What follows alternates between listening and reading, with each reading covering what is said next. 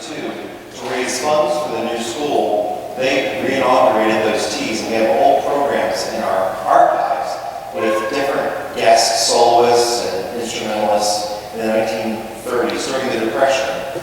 So when we thought about coming back to the home in 2010 and making it alive again with our administrative offices and with student spaces, we thought what a great way to renovate and restore the house through bringing people in, through music, and through association and fun. So since 2011, we've done this series, and we expanded in the last year or so to not only concerts, but lectures. And so last year we did a lecture with Winterthur, where Jeff Groff came and talked about early 20th century life in estates like Archmere, and we did a tour. And this year we're happy to collaborate with this series with Hagley Museum and Gardens and Library.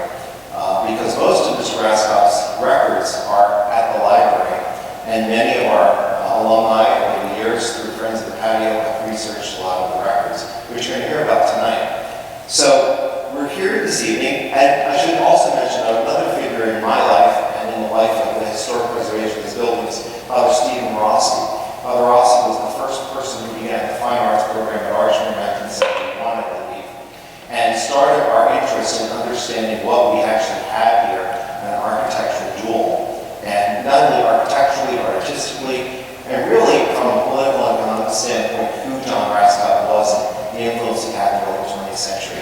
So when we placed the building on the National Historic Register, unlike a lot of places, we had a problem in that we didn't know how to submit the request because there were so many different ways we could do it through its significance in so many different ways. So I hope this evening you're going to hear a little bit about the research being done right now by two alumni, Jim Stockman, Dr. Jim Stockman from Class of 61, and Mr. Tom Manerchia, Class of 61, who kind of reconnected after a number of years. Jim is a member of our Board of Trustees, who we are so excited to have back after having a phenomenal career in pediatrics, and really resides in North Carolina, comes up after being adjunct professor at Duke. And Tom Manerchia has been around he's been at Nemours, he's been at Winterthur, he's done historic preservation, and after many, many years here at Archmere, being involved not only in teaching biology to many of us, but also being in the theater and managing so many different projects and programs here, he's sort of a Renaissance man. And when I asked him if he would come back and sort of forge this project of developing a book around the patio and its history, he agreed, and I'm so grateful for that. So tonight is a bit of a pause in the research being done for eventually a book that we began as a project for the 100th anniversary of the patio, which was 2018, 2 years ago. So the house was built between 16 and 18, and we thought, what a great idea to do a coffee table book. Little did we know, we had so much material that we just didn't want to shortchange the opportunity. And so it's become more of an historic project that eventually will have a life of its own. As more life unfolds, as more information unfolds, more will be told. But eventually we will have this book published, and we're excited about that. So with that, I would like to thank David Cole, who helped us promote this evening through Hagley Museum and Gardens, and who's also invited us to participate in the author series once the book is published out of Hagley. Hopefully that will happen. And I want to thank all of you for being here this evening to listen to these two gentlemen who are going to really give some insightful pieces about the history of this place and the history of the people that lived here that start to connect dots that I didn't know existed. And it's very enriching. And it's not only enriching for us, but enriching for the students that are here who are certainly using the place, and enriching for the generations to come. So I hope you'll enjoy this lecture tonight. So with that, I'm going to give you Tom Manerchia and Jim Stockman.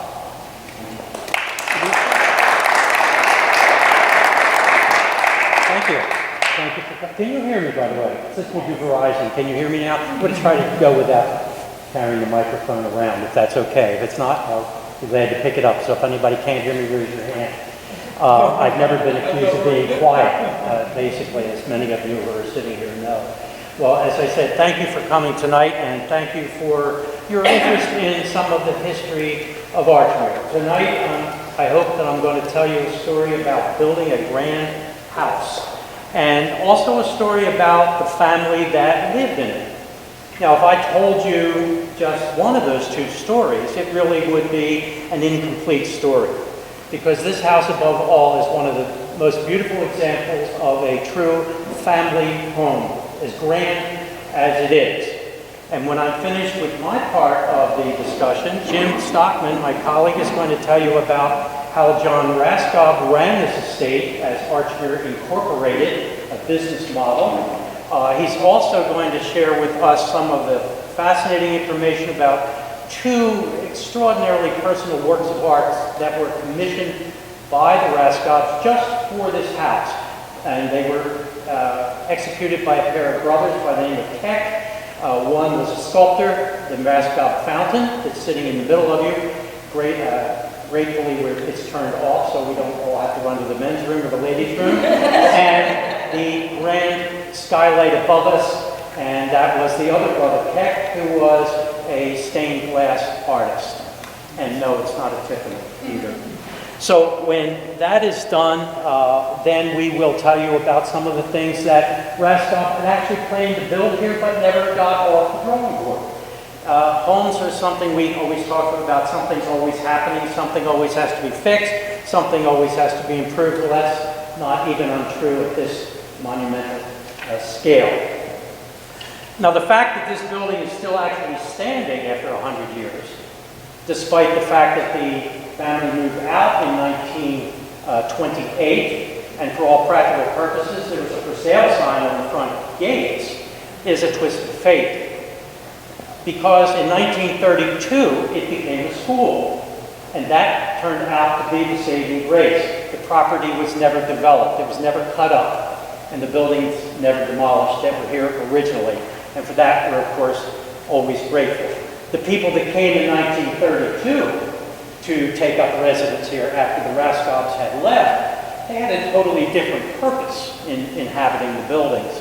And they had their own stories, and their own histories, and their own backgrounds to weave into the story and the heritage of what Archmere is. So we can always look at Archmere in two ways. Archmere, the estate, which is really what I'm going to talk about tonight, and then, of course, following that would be Archmere Academy, the Priory School, which ensued after 1932.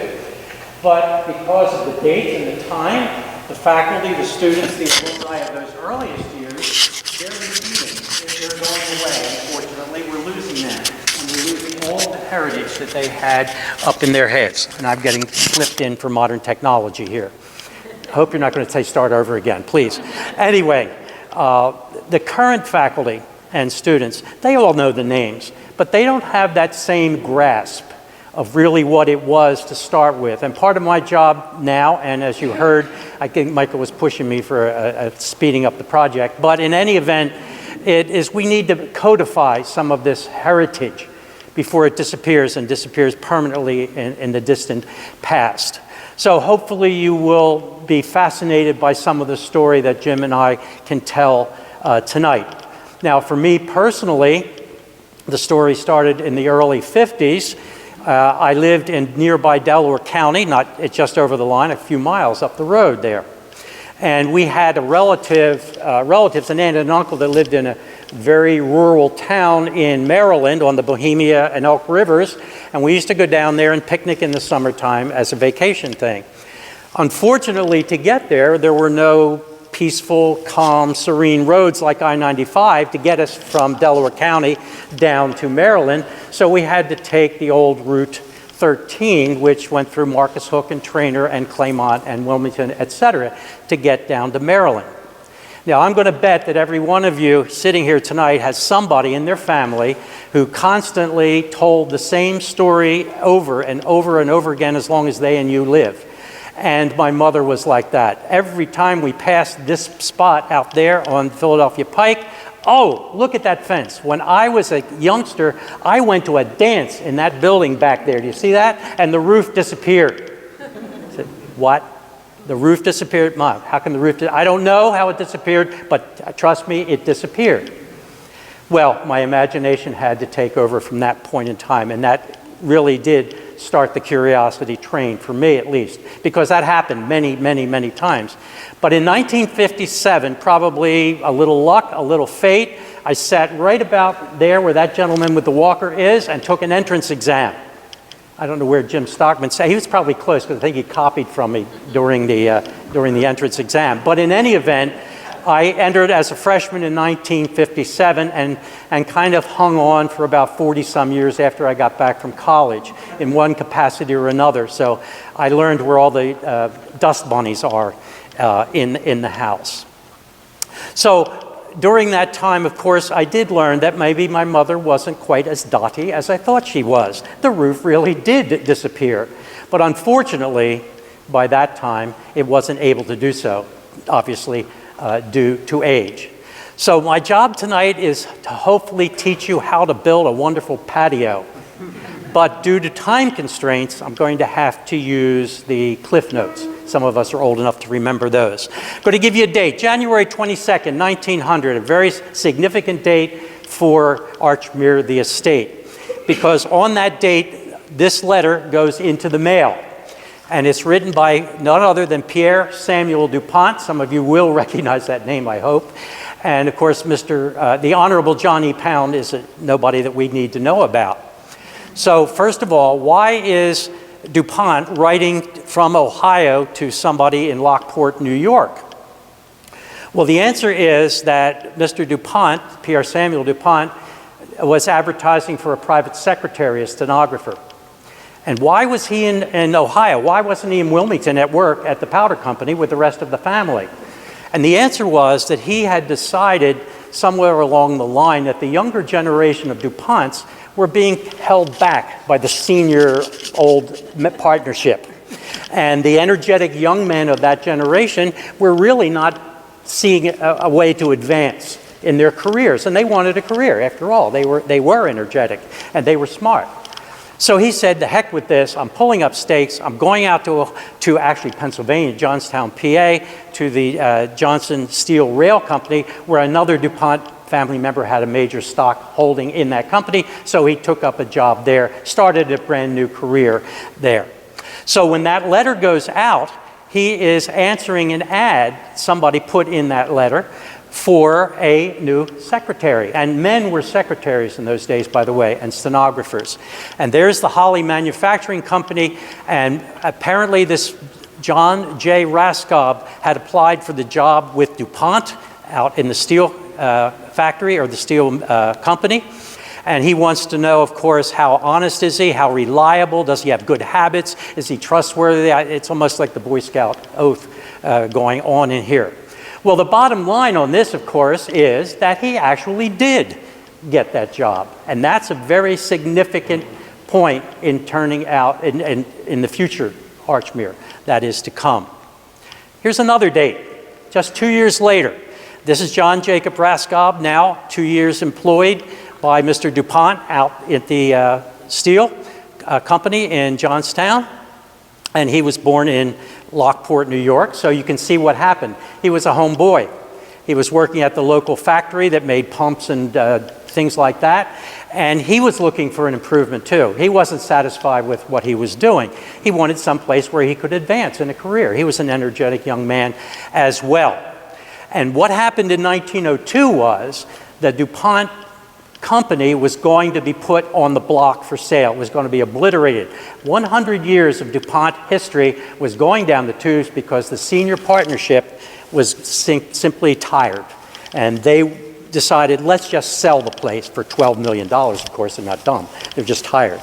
So $12 million, they're going to put the DuPont company up on the block. Was it a public company?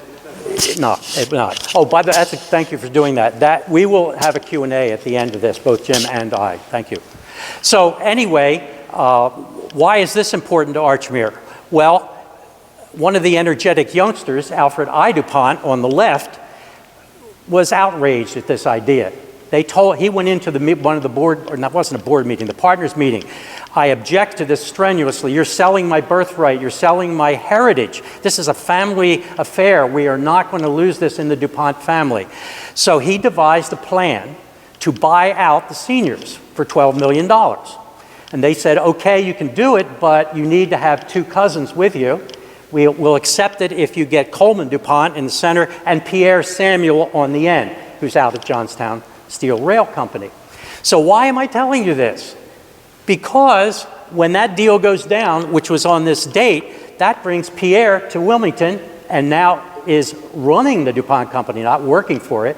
He's the director of finance, and guess who he drags along with him? John Jacob Raskob, who now will work in the DuPont building in Wilmington. So that's a rather significant date, I think, in the story of Archmere. For Raskob, there are innumerable works that you can tell. He was a magnificent capitalist in the greatest sense of the word. So he jumps from $5 a week at Holly Pump and Machine Company up to building the Empire State Building toward the end of his career. Obviously, he became a very wealthy man. So as Pierre ascended through the DuPont Corporation, so did Raskob. And then, of course, Raskob veered off into his own interests and so on. By the way, he wrote a wonderful book called Everybody Should Be Rich. He was really upbeat about that. Rah, rah, the whole thing. The only problem was it was published just like 2 days before the stock market crashed in '29. I don't think the book signing was a big event. But in any event, that book is still out there. So all during his life, he's looking for business opportunities and ways to rearrange things and make them work better. But he also had his eye on something else by 1905. So we'll go another 4 years here. He's in Wilmington. And that's who he had his eye on. That is Helena Springer Green, born in Galena, Maryland. Very well-educated young lady. She attended the Academy of the Sacred Heart.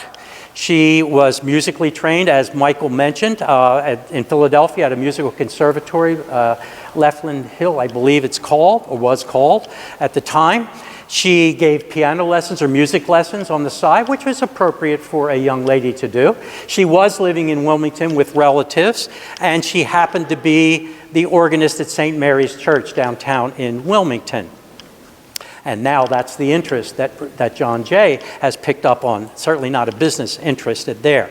So there's one of those really neat family stories that, and the family holds on to this religiously. We don't know if it's true or not, but it's a great story, that he apparently paid a very substantial bribe one day to the organ bellows fellow by the organ, so he could switch places with him in church, and therefore be in eyesight with the organist who was next to him there. Hopefully, obviously, he wants to have a conversation, strike up a friendship, and within a year or so, that friendship was struck, and they got engaged to be married, and were married in 1906 at St. Peter's Cathedral in Wilmington.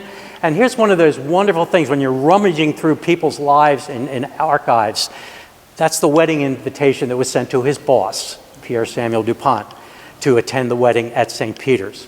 So the DuPonts did get married in 1906. Now we have a Mr. and Mrs., and we are on our way up. And this is where they set up home, 2100 Bayard Avenue in Wilmington. And of course, they started a family, as you would imagine. And John, William, Helena, and Elizabeth are on the scene by 1910. So over the next 4 years, we get one Raskob a year, basically. They're on schedule. Very sadly, though, you'll see the notation under William. He was tragically killed in '28 in Maryland in an automobile crash. But, of course, that's in the future. So now we're in this house in Bayard, and we got 4 kids, and we're moving on up. So they need more space. So they started thinking of getting out of the city. A growing family, an active family. We're going to do much better in the country than we are in the city. So they wanted to look for some place that was convenient because, after all, he still had to go to work at the DuPont building in Wilmington. So they couldn't go too far away. And again, we're not sure of how much money they had to spend at that time, but they certainly had much more than they originally had. So by 1910, they're looking for a space, and they finally found a little place north of the city. And the trolley tracks were out front that went right on into Wilmington. So that took care of John Jay's problem about getting to work. And it was in a sleepy, little, serene town called Claymont. And there is the surveyor's notation in the actual fragment of the surveyor's document that we found. They found a peaceful little Victorian estate called Archmere. So for those of you who don't know, they did not name this property. It was the previous owners that actually named it Archmere. So in 1910, this is what they buy into. This property up here at this end of Delaware was part of a huge land grant way back in William Penn's time. And over the centuries, it became subdivided and bought off in various kinds of packages. So the little piece that's going to become Archmere is in place by 1872, and a fellow by the name of Troutman buys it for $22,000. And his job was being a bank president. So very likely, because this was a summer home, I can imagine like the New York stories, the husband travels up and down by train on weekends, and the wife and the kids stay here during the summer as well. And they named their estate Archmere, and you can see very clearly why they did. I don't know if this thing is practically useless, but you see the arch on the left. That's a picture that from their era here. That's the river down there. So they took this fanciful way of looking at it and said, oh, look, through the arch we can see the river. That doesn't sound good. So let's turn it into French. We'll make it mere. So Archmere was born in terms of a word or a label. When the Raskobs move in, you notice they're still protecting that arch. And that particular photograph is right outside that door here, and that would have been probably in the 1920s that was taken. So the arch is still there. And so is the Delaware River, by the way. So in 1910, his daughter, after they died, sold the property to Helena and John Raskob and their 4 children. Don't ever forget there's 4 children here. And these are her words. The price we paid for Archmere was $27,000, and we took possession August 1st, 1910. And this is what they bought. This was Archmere from 1872 on. Come on, isn't that beautiful? Talk about serene, talk about country. Look, at Currier and Ives could deal with that at Christmas time. It was a magnificent Victorian house. That's the east side. And you know, in buildings like this, which side you're facing is important. That's east. And that's the river down there. That's west, that's Philadelphia Pike, and whatever else is out there nowadays. So the grand porch in a Victorian house would always be on the best view side. And of course, they would park themselves out there, the Troutmans, you can imagine, enjoying the scenery, looking down at the river. Here's the house on the other side facing out here. And you know what's missing? There's no driveway, because that wasn't the entrance to Archmere in those days. It was Myrtle Avenue. See the car? And that's this side of the building over here. This is where the driveway came into the estate on this side, off Myrtle Avenue, which wasn't as populated, and there certainly was no giant train station parking lot down there at the time. What a wonderful place. Look at this. These are scenes of what they bought. Imagine a growing family with 4 kids, and of course there were outbuildings, meaning not facilities, but tenant buildings, people to help with the property, the gardens, the estate. You see the windmill there for the pumping of water. There were barns and stables and gardens. So it really was a beautiful place, a beautiful, serene place. And that's a picture of inside of that one of the rooms. We have a number of pictures, but I figured just to show you one tonight. That would be the library, or probably used also as an office. I love the phone over there, like Elliot Ness is going to call sooner or later on that phone. But that was the house they moved into and stayed for a few more years. However, the country air seems to do something to the Raskobs.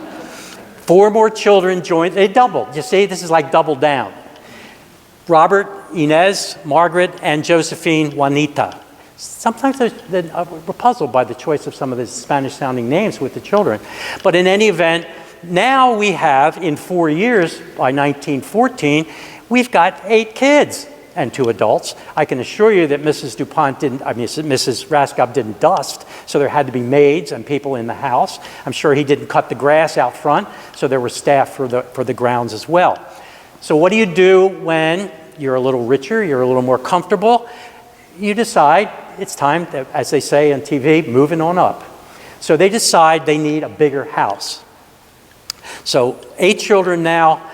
we decided to build a new residence. And they're the words of Helena Raskob.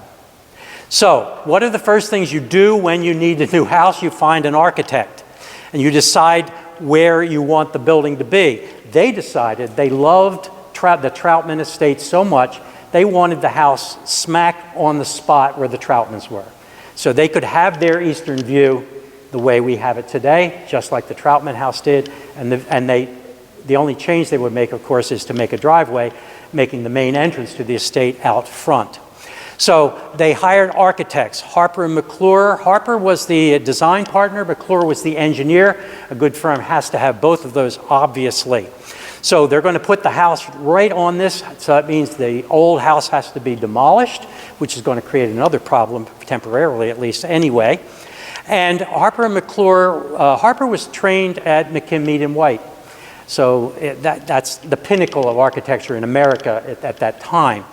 And of great significance to what's going to actually happen here, Harper ends up going to Europe in 1910, and what he does is specializes in the Italian Renaissance. And he spends quite a bit of time there, notebooks, sketch pads, watercolors, and the whole apparatus, where he soaks in every one of the grand masterpieces of the Italian Renaissance, the 1400s, 1500s, and 1600s. He just soaks himself up in that. And then when he returns to the United States, all that stuff comes back with him. So he's got that back in a compartment in his head. And of course, he joins with McClure, and they open an architectural office. Probably Raskob got on to them because I think they were doing something for the Hotel DuPont at the time, and would have been known through Pierre Samuel DuPont as well. So the architects are in place. We do have one more problem. They were going to budget $450,000 to $500,000. Not sure that's, well, you can imagine what happened to that budget. It just about doubled. So in for a penny, in for a pound, but we're on the way. It's going to happen. Well, if this house the house that was here is coming down, they need a place to live.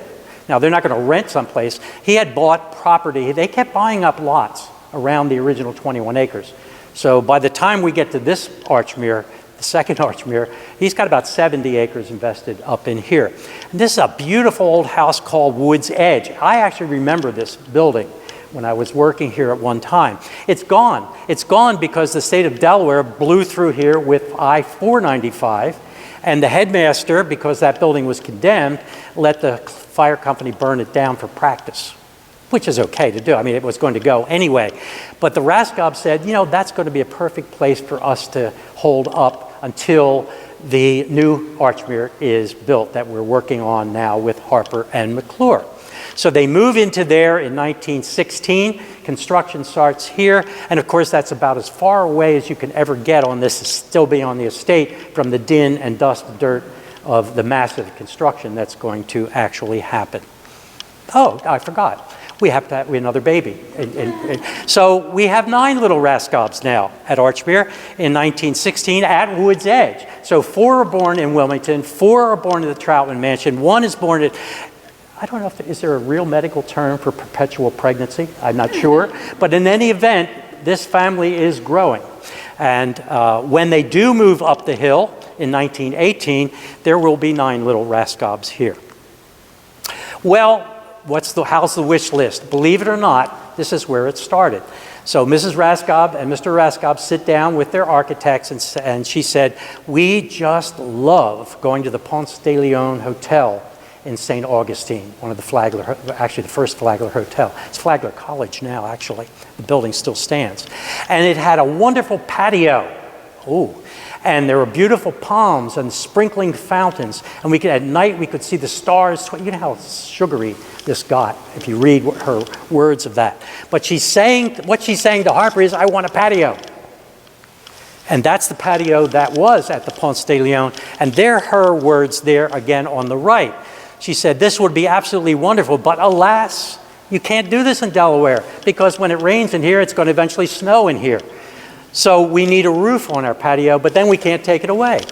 So McClure decides, wait a minute, they just built a building in DC in 1910 that has a retractable skylight on it. Bingo. So now he's on this project. Mrs. Raskob, we can build you a patio that has a roof, and thanks, Mom, it will disappear. Not does, but it will eventually. And that this is actually what the Pan American building, which is still standing, looks like. You can see the construction idea up there at the top. It really looked like a glorified greenhouse. But you're not there to look up top. You're there to look at the beautiful patio. There in the center, of course, is a historic photo from early in the century, and there are 2 modern photos that are there as well. So that is the idea, where this idea up here comes from. The Kecks will bring this to fruition later on. So Harper goes back to his notebooks and said, okay, I got to design a building that does all this for you. So he goes back to a Roman plan that started about 700 BC, and that is a Roman building up there on the left. It is a courtyard or a quartile plan. It is surrounded by an arcade. There would have been individual rooms all the way around the arcade. It turned out to be such a popular Roman building plan that it went over into the medieval times. We would find it in cloisters and monasteries, and then up into the Renaissance, where it was actually perfected, I think, in beautiful terms. And that is the model he's going to use for here. Now, if you look at the bottom left picture, I have 2 superimposed pictures. That is the palace of the Duke of Urbino. This is a Renaissance building. And then it's over top of the courtyard in that building. Now, I could bring that up. That, thanks to Father Rossi, mentioned by Michael, is the courtyard that we're sitting in tonight. That's where he decided on the proportions and the style of the actual courtyard. Now, there is a significant difference. Somebody's pointing it. The upper arcades or the upper loggias are blind. They're blocked in. In your head, remove that blocking. Look at the great corner piers, the rectangular piers. And then, of course, the upper loggia piers are also rectangular. And you can see the 3rd floor and a little bit of another floor in there. We don't have that many floors here. The beautiful arcade, you see a decoration in spandrels between the columns there. And that little diagram, if you were sitting down here with your napkin and drawing something for your architect, that's this building. In its absolute bare bones essence, 3 concentric cubes. In the red, it's open to the sky before we put the roof on. And then we have semi-public place out here. These are the loggias through the arcade. And then behind that, behind doors that can be closed, is all the private spaces of the house. So how do you turn that into a magnificent Renaissance villa? By the way, the center picture, that's Archmere. If you took a picture of a drawing from the real Renaissance of that patio, you could not tell that that was built in Claymont in the 20th century. That is such a perfect rendering of a wonderful Renaissance building. The other one is just a shot that I made of that same angle from upstairs, and you can see how this particular courtyard began to take its shape. That's another beautiful Renaissance building that has nothing to do with Archmere in the sense of it wasn't copied or elements weren't copied. It's the Villa Farnesina, and you can see how some of the motifs that are used in Renaissance buildings were used, because here they are from Archmere. And you can go back and forth between those buildings. Look at these string courses. Again, this thing doesn't work very well with pointing. There's the string courses there, and there are the string courses at Archmere. Look at that beautiful line of carved panels, Renaissance figures. There's one in close-up over there. And you get up to the soffit, magnificent soffit, egg and dart and dentils, and all that's found on that building. Barreled tiles on the roof, low, hip roof, very typical Renaissance stuff. Well, pretty soon we got to get a steam shovel in, and here it comes. Now the view, this might be hard to imagine. This view on the top left, it's this corner out here where the side entrance is. Some of you came in that way tonight. You can see the beautiful, that line of panels along the side there, along the south side. That would be that wall out there. If you turn the building around and go out to the front on that side, the terrace hasn't been put on yet. Look at that beautiful 5 arcade set of doors out there. Those are going to be mimicked by the outside of that terrace when it's built. It's mimicked by the actual front wall here with identical doors, and it's mimicked on the inside of the patio by 5 more identical doors. That's beautiful architecture right there. And if you go inside a little bit, let's see, this is that wall right there where the 2 stairs go up, and the front entrance would have been through the larger one in the center. And if you go there, that's the 2nd floor. That's up there where the right of the picture is the wall that you see right up here with the doors in it, right behind at the other side of the loggia. And then if you went through there, you would be the outside of the building. That's on the north side. Well, we need a new driveway. After all, this is going to be a little more grand than the farmhouse. So we planned for a new driveway. As students, I know there are a lot of alumni here. Yellow brick road has to ring some kind of a bell. Can you imagine the piece of trivia that says how many bricks are in our driveways? That'd be a cool thing. And by the way, look at this. Look how cool, the horsepower. See that over there on the right? Well, I'm sure every one of us has gone through some kind of project at time with a contractor, and there's always an issue. Here's a little telegram we ran across where Raskob is yelling at his master builders, unless you have a large force of men on this driveway Monday morning, I'm going to finish the work myself immediately, and this is absolutely your last warning. Can you really imagine him out there with a hammer and a chisel working out there? I doubt that. Now, if I bring you inside, you can see this actual courtyard, this core tile, and the arcades being erected. You see the sub work for the protected ceiling that's going to, I'll show you eventually, hopefully tonight, how it actually did open. And in 1918, we got the house together. We'll go into the decoration inside in a moment. But you can see from her words, at the end, it therefore may not be amiss to sketch for the record some of the interesting facts concerning Archmere, the present home of the Raskob family. Now, obviously, I composited those photographs. That's the west side out here, top left, the east side facing the river, as in the Troutman's day. And of course, there's a beautiful overhead with the roof open over there in the lower right. But I do want to say something about the building on the left. That's the garage, and we don't have time to deal with the garage tonight. Unfortunately, it's a fascinating part of this story for another time. If you kick out the 1917 Cadillac, slap that thing down in Renaissance Rome, everybody's going to think it was built there. That's such a perfect example of Italian Renaissance city building structure. So now we have to do, oh, I forgot, Jesus, 4 more children have to show up here. Okay, now we're up to 13. Now, what's that meant up to this point when we double the family? We're going to have to need a bigger house. Well, that didn't happen this time. Look around you. This is pretty big. So they're not going to build a bigger Archmere. They are, however, eventually going to build another house, but it will be someplace else, and that when they do move out. So from 1918 till 1928, the next 10 years, you have this wonderful family. By the end of that time of 13 or 12, remember, there is going to be a death toward the end there. And they are romping around this house. Some of the stories from the girls at roller skating in the patio, sliding up and down the main stairs when they weren't being looked at or something of that nature.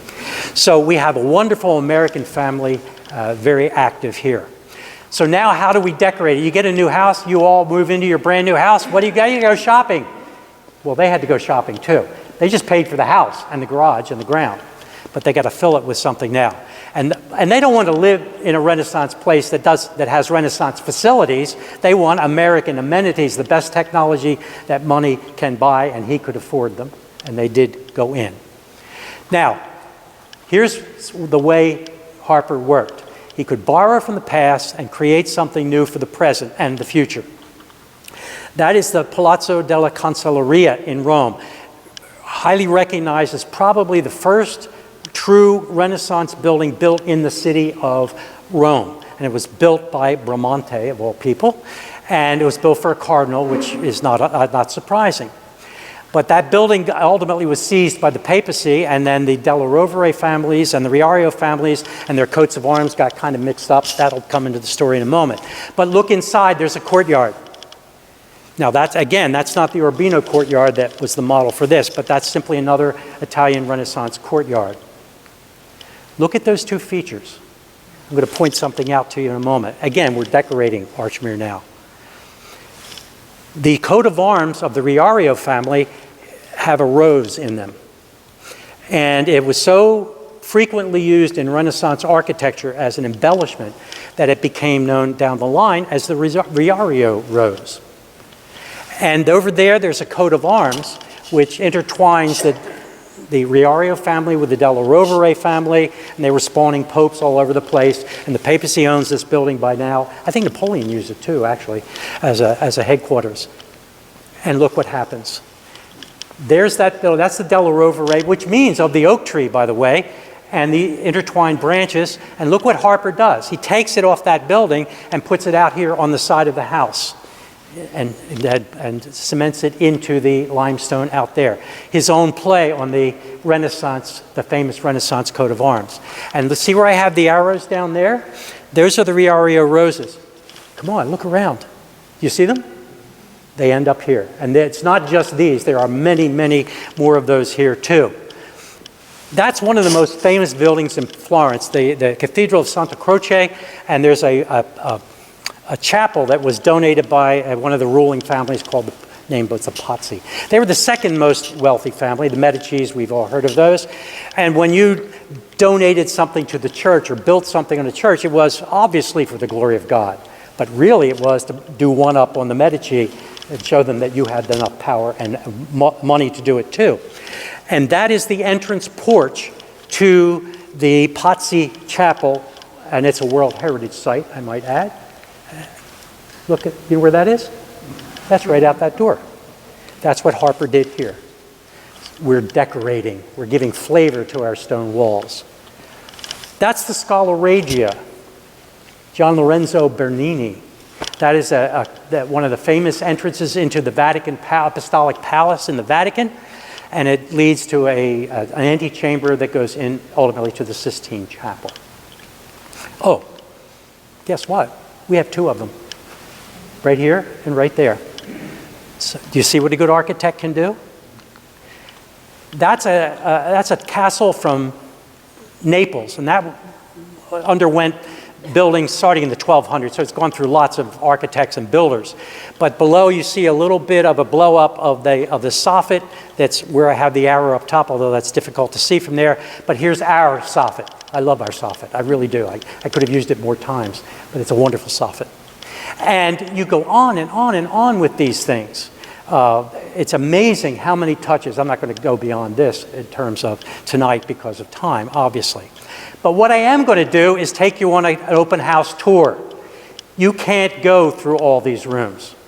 How did Harper and McClure turn these concentric, sterile walls of limestone into a beautiful, embellished house with grand texture? In case you don't know where you are, there it is. And if you come in the front door, which I have at the bottom of the slide, you can see in the southwest corner, which is over here, what I call the service block. Every house like this has to have a place that's out of sight, out of mind, for service to take place throughout the house. You don't want your guests in those areas unless there's a reason to be, and it's simply done behind closed doors. And there's the door that closes over there. There's a service stair hallway and a service stairs, and they are the only stairs in this house that go from the bottom to the top. They will go up down to the basement and on up 3 more floors above us. We have lots of stairs here, but that's the only one that can traverse the entire height of the building. And notice that the butler gets stuck in the front corner too. At least this is by a fragment. We don't have these blueprints. I had to come up with this way of looking at it based on my memory and fragments that we found. And I put together a floor plan that you can understand. This is not mathematical, trust me. We're giving you about 125 feet on each side of the building, which would translate to about, 17,000 square feet on the floor. Whether it's all living space or not, that's another thing to be talked about. So you see the loges, again, designated by the direction. And then the kitchen complex is behind the fireplace wall over there. And the public rooms over here, you have a breakfast room, back there. Both doors are open. You're going to be allowed to peek into these rooms, by the way, at the end of the evening. And the fireplace comes next. And then this closet over here that's closed. I don't know if again, do we push all our stuff into one bedroom like we do when we have company at home. But that is a blind set of doors. There is a hole in the floor that goes down to an echo or an organ, a part of an organ down in the basement. So we can get stereo for our entertainment system going on. More about that later. And then the next set of doors, notice the balance and the symmetry. That is a flower arranging room. You do not have a house like this without fresh flowers and someone to take care of the arranging and conditioning and working on it. So this is the floor where you spend your bucks. This is where you decorate to the hilt. This is what the guests see. And you can see the major rooms go in a ring around the courtile, around the arcade. The eastern rooms, the dining room over there, the music room, which is the biggest, the living room over here. The library swings around behind this wall. And then there's something strange. I've seen a lot of houses like this, been in them. There's a children's playroom. That's this door over here with the lights on. Now, it's not odd that they have a children's playroom. They had 13 kids, for God's sakes. But where it is kind of unusual. I've never seen it given space on the principal or the state apartment floor, so to speak. And if you look in that room, there's what looks like a closet. I have it there in red. There's a children's staircase that goes to the next floor and comes out behind those closed doors up there where the entire nursery wing is.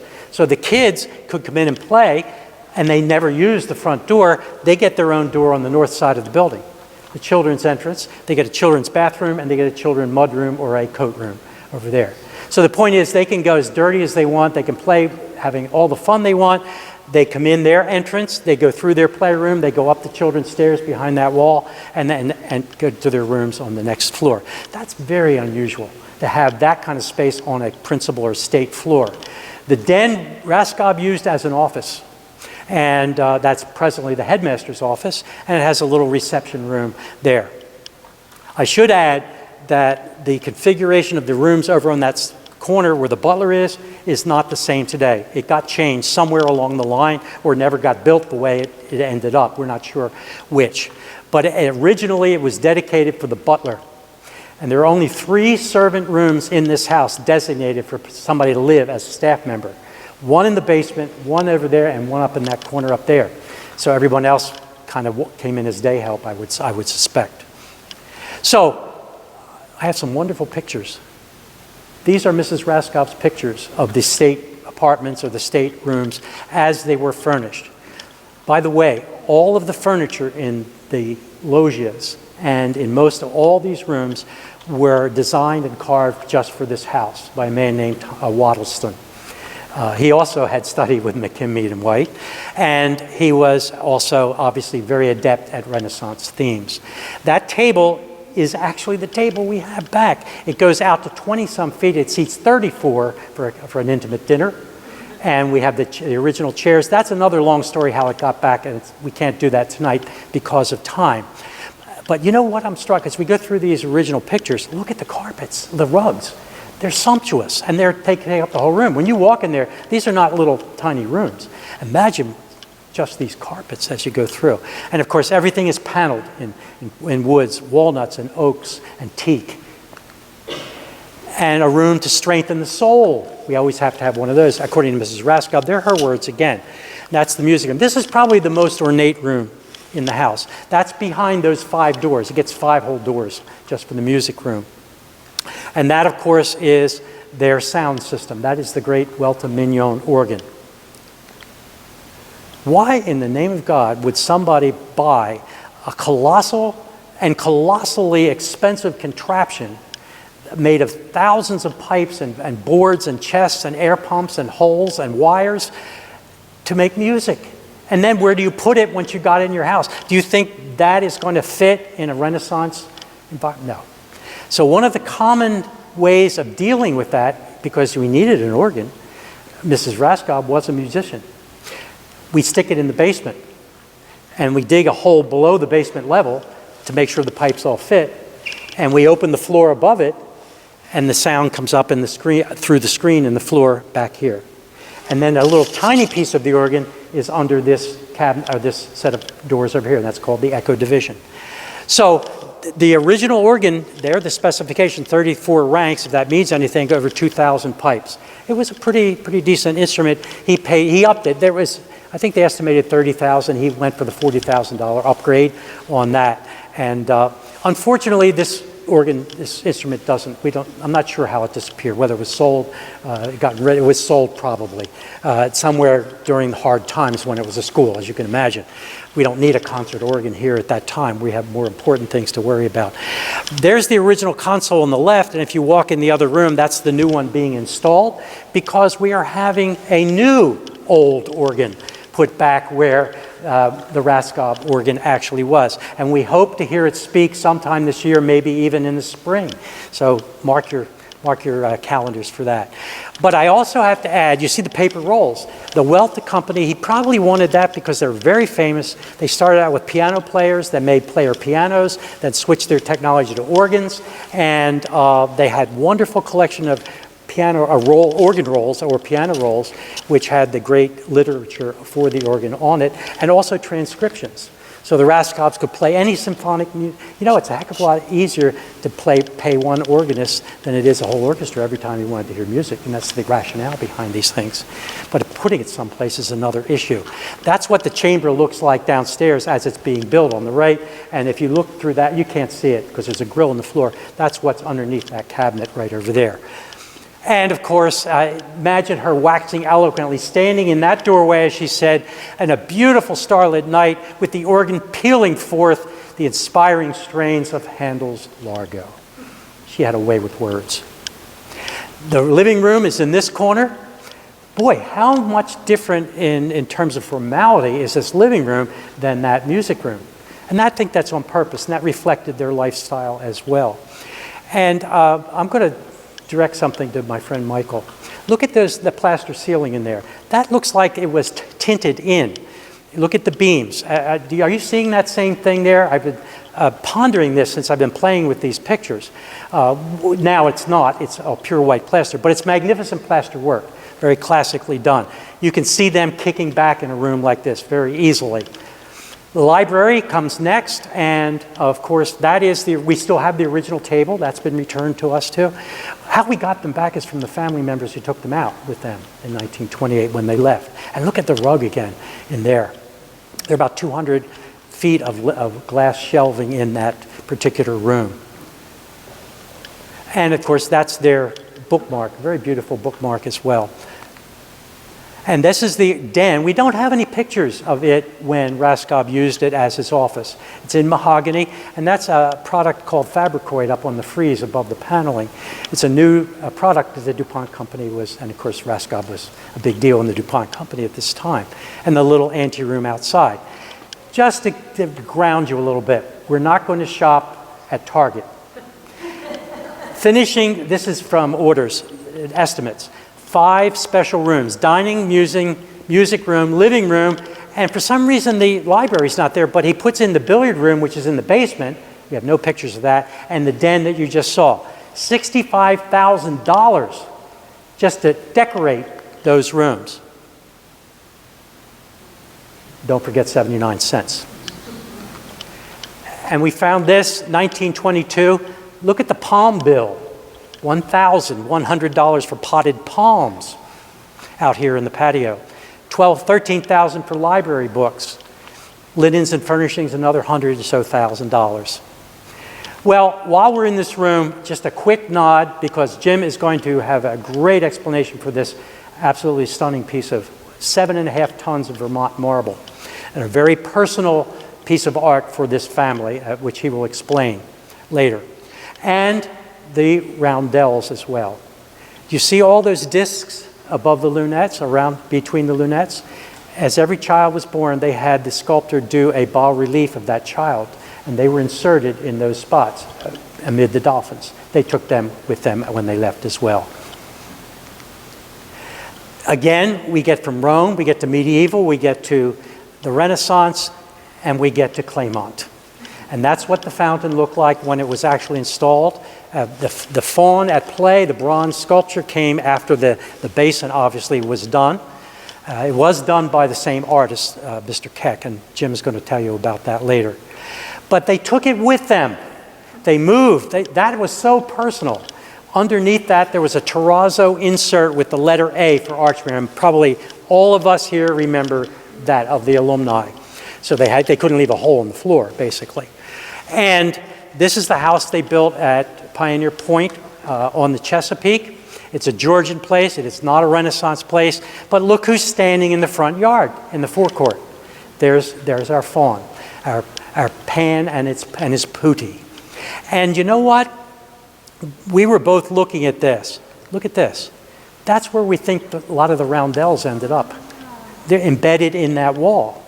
And there's another one, I caught it with a magnifying glass at my computer on the other side of that ivy. Now, not all of them could be there, but we think that that's actually where the roundels that were replaced with blank discs after they left.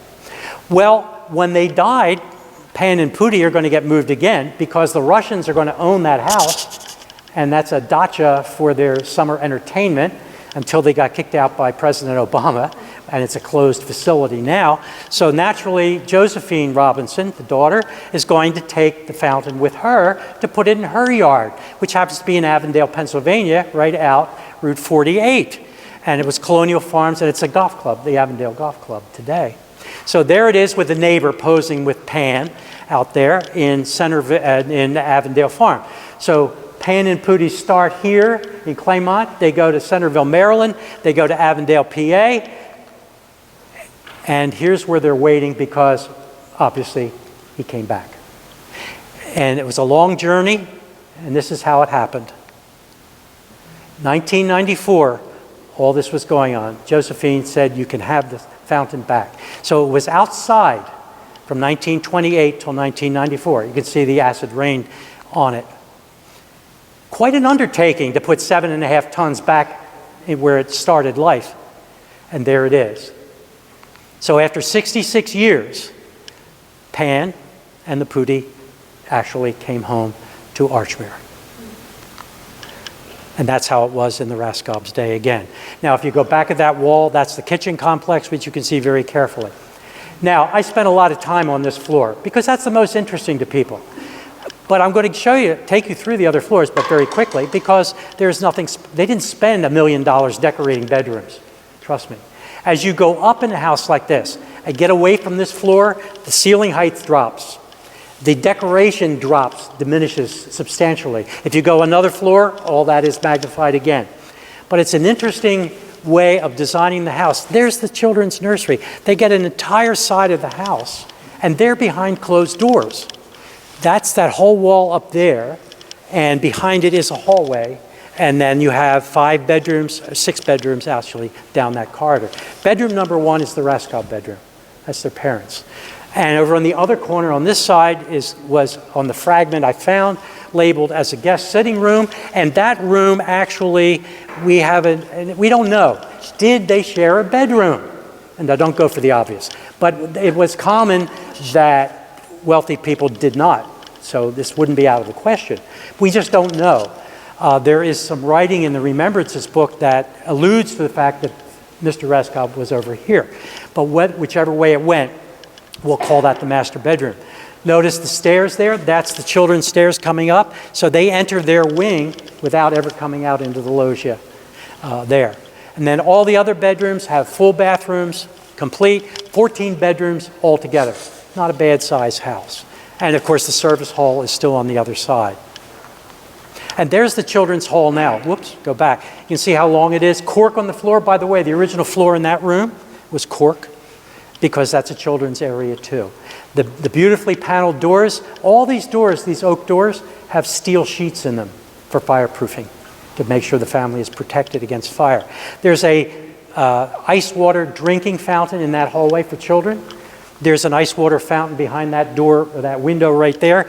That's where the children's entrance is on the north side of the house. I mean, they planned what to do with these kids. I mean, this wasn't an accident that they got treated the way they did. And that's what the corner up here, the service block, the linen room is still here. We don't know who lived in the one servant bedroom up there. My guess would be, based on a lot of reading in about these kinds of houses, would have been the housekeeper, but we actually don't know that for sure. And there's an absolutely beautiful picture of that loggia up there. Again, that's such a run, and look at, they had carpeted. The carpets were changed seasonally as well. And now the mysterious third floor. The mysterious third floor. This is the best I could do with the third floor to try to give you an idea of what's going on up there. I'm going to bring you over here to the north again, above the children's corridor. They had summer sleeping porches for the family in hot weather. And there's the stairway that's behind this door goes all the way up to that level. And then there's another single flight outside of Mrs. Raskob's bedroom at that end of the hall that also goes up there. So they could access it from two directions. And on the opposite side of the building, which will be over here, they had an isolation ward, an infirmary, a hospital. Infant mortality and diseases look at what we're talking about today with viruses. They were very protective of the children, so they would have a nurse on duty and put those kids in isolation up on that side of the house. And that's over at the top of the service stairs. And the rest of that whole floor up there is given over to this guy up here. How do we make it, Mother? It's easy. You push a button and it just disappears and rolls out of way. There are two giant pockets on the third floor, one on that side and one on this side. And if you look at it from the air, that might give you a better way of seeing it. So it took me a while to figure out the angle of that house, and I couldn't make it match my diagram very easily, but at least I got it in a sensible direction so you can see where all those rooms are. But now the elephant in that room is this beautiful skylight made by one of the Keck brothers, which Jim will tell you about. There it is in 1916. The superstructure is gone. You know, you can't put stained glass out there to the elements. You have to have a second roof on top to protect it. And it would be like greenhouse glazing, very heavily wired glass in case there's a bird impact or a bird strike or God knows what else, or hail. And that goes over top of this, and then the stained glass goes on the bottom. But today, it's permanently closed. Why? Well, a very well-meaning fix, God knows when. Someone decided, because of the leaking roof to the house from up on that floor, what a wonderful thing to do. We'll put about 17 tons of tar all over the roof up there, including the railroad tracks that brought the two halves of the roof back and forth. It is totally inoperable today. You can see everything's beautifully tarred. Beautifully tarred. And that's a modern over roof, as you see there as well. God, isn't that gorgeous? That, by the way, is a view of what it looked like if you could crawl into it. The glass is hanging. It hangs from wires. And all the thousands of pieces, and Jim's going to explain this to you, fit in little grooves of lead. They're called cames. And then they're suspended by wires. But on this side, that's what you see. There's a piece of track they missed. I found it. It's in one of the pockets. So you see, they really were like railroad tracks. And there's a big walkway around the roof up there, too, outside the sleeping porches that you can see. And there's nothing much to see on the third floor. All those rooms have been repurposed and so on. They're basically now long hallways with storage closets on one side and then either the infirmary rooms or now they're archive rooms on the other side. Well, a basement? Basement is a workspace. What's cooler than going in somebody's basement, really, and checking things out? The whole side of the house over on the side, this side, is all workrooms, wine cellar, preserve cellar, vegetables, storerooms, the well, heating, cooling, ventilation. That's all handled from here. By the way, all the mechanical machinery is in the garage, and it travels underground over to the house here, and that saves space. Again, those cubes have to be filled up in a meaningful way.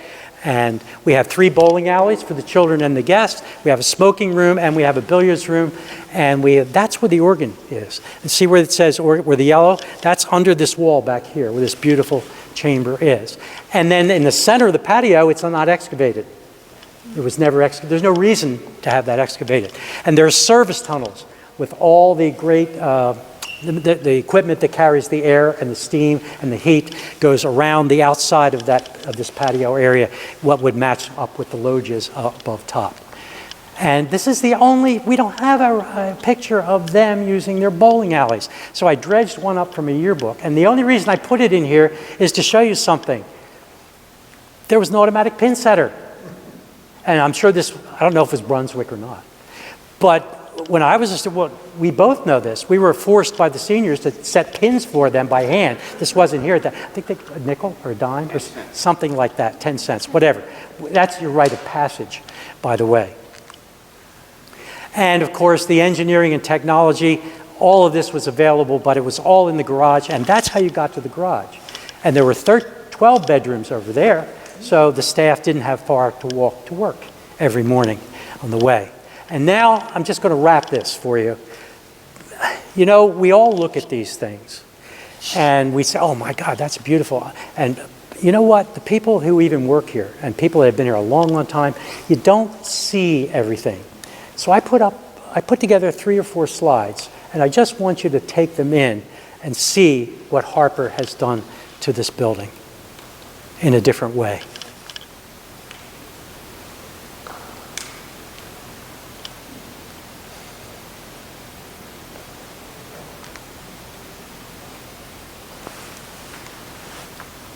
I'll bet you if you work here, you don't know where a lot of these are.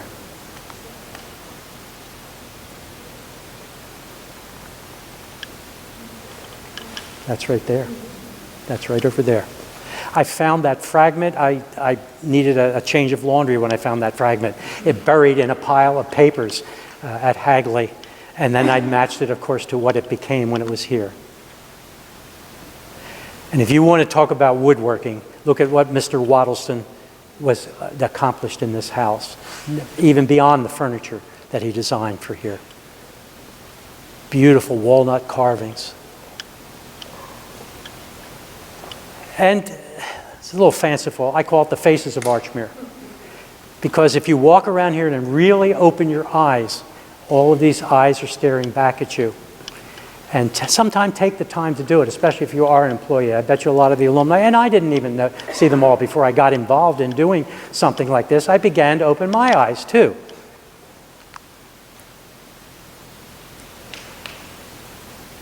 It's just a marvelous place.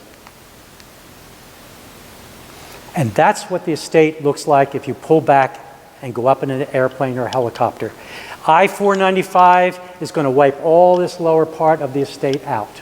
That's Myrtle Avenue on your right, the north. That's Manor Avenue on your left. You see the gardens, the vegetables, the flowers, the tenant houses down here. The tenant house up in the upper corner is gone. The one just below it past the driveway from the Manor Avenue, that was here until the new gymnasium was built, then it was demolished. Seniors actually lived in that house when they needed more boarding space. So I'll leave you with Mrs.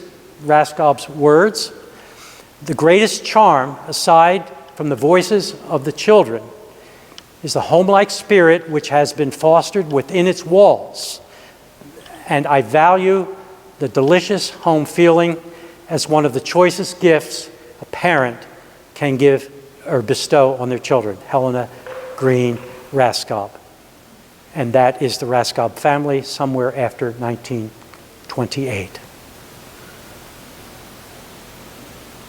And that's my story. I have some very unique eye-catching features, and you see 2 of them here. And not to be outdone, there would have to be an architect chosen who would be world-class, who would fill all the outer spaces with gardens. There would have to be a home on the waterfront, which this is, to accommodate ultimately your yacht. They didn't have a yacht when they moved in here, but they eventually did. The home must be designed in a way that was safe for all of their children, of which we learned there are 13, and 12 survived to be living in this home. There had to be a garage large enough to accommodate the owner's interest. As you all know, Mr. Raskob was the treasurer of General Motors. He was chairman of the finance committee. He started GMAC financing for General Motors in the early 1920s. And he drove mostly GM cars. And he loved to drive. And there are a lot of stories that you find at the Hagley about him getting speeding tickets for going 35 in a 10-mile-an-hour zone. And the home, of course, must be designed in a way, as Tom explained, that you and your wife could reminisce about when you first met. That's how we heard about Florida. Now, you also had to have a home that was affordable. And they were willing to write a check for, as you heard from Tom, the architect said it should be $411,000. Well, it cost a lot more than $411,000 after 2 years of structure. The actual cost was just under $1 million. And if you use the calculator for CPI to the present time, that comes to about $23 million in today's costs. So theoretically, if you were to rebuild this home this way, it might cost you $23 million. Chances are it would cost you a lot more than that at the time. So we're going to have some quizzes. I'll put in your mind one thing to be thinking about, because later on you have to answer the question. How many pieces of glass are above us right now? So while we're going through this, you can begin to count, and then we'll come back to that. All right, this is what we're going to be talking about if we have time to finish. Mike, can we go over time a little bit? Or you can pull the plug if you want. I see you leaving. I know either you're leaving for boredom reasons or you're going down to the bathroom, but that's all right. We're going to be talking about a tale of two Kecks, Charles and his brother Henry. We're going to be talking about what life was like growing in $1 million home in the 1920s. We're going to talk about a little bit about the budget of how this place was operated. And we're going to talk about one year in particular in a little more depth, 1928, because that was a very pivotal year, wasn't it, Tom, for this family. Lots of things happened in that family, including a death in the family. Then we'll talk about the reasons why the family decided to leave Claymont, Delaware, and move down to Centerville, Maryland. And then very quickly at the end, we'll talk about the Raskobs in the 1930s, 40s, and then when there was John's death in 1950, and a decade later, Helena Raskob's death. Well, we'll begin with Charles Keck, one of the two brother Kecks. Charles Keck, you see his work right in front of you right here, was a sculptor in a way to the stars. It's very interesting. His father brought the family over from Germany, and as was the custom of the time, the children usually developed a trade. And the father made a decision that both sons were going to be apprenticed to Tiffany. They lived in New York. It wasn't like they were separating the family. So he and his brother Henry were apprenticed to Tiffany Studios. Charles said, I want nothing to do with this after a very short period of time. So I want to be a sculptor. I don't want to make stained glass. His brothers, we'll see in a minute, did stay, starting at Tiffany's when he was 14 as an apprentice. But anyway, Charles started his sculpturing business, as it were, in New York City, actually in Brooklyn, and became very, very famous over the years as a sculptor to the stars. He had a lot of federal contracts of doing major work that I'll show you a piece of in a second. His job here was a commission by Raskob to do the fountain, to do Pan, which is the official name of the bronze that you see here. He did the fireplace surround that you see behind you. He did the bird bath that Tom showed you, that's the archway to the sea, which is missing. I don't know that anyone knows where that is, but it's gone. And he was commissioned also to do the roundels, or bas-reliefs of the children that were shown to you by Tom. So that was his commission. And as Tom said, the fountain was finished before the rest of his commission.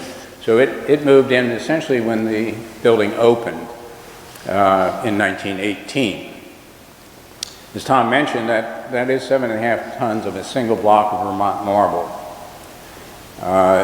The frieze around it is 27 feet, and those are repetitions of the children, along with the animals that they had.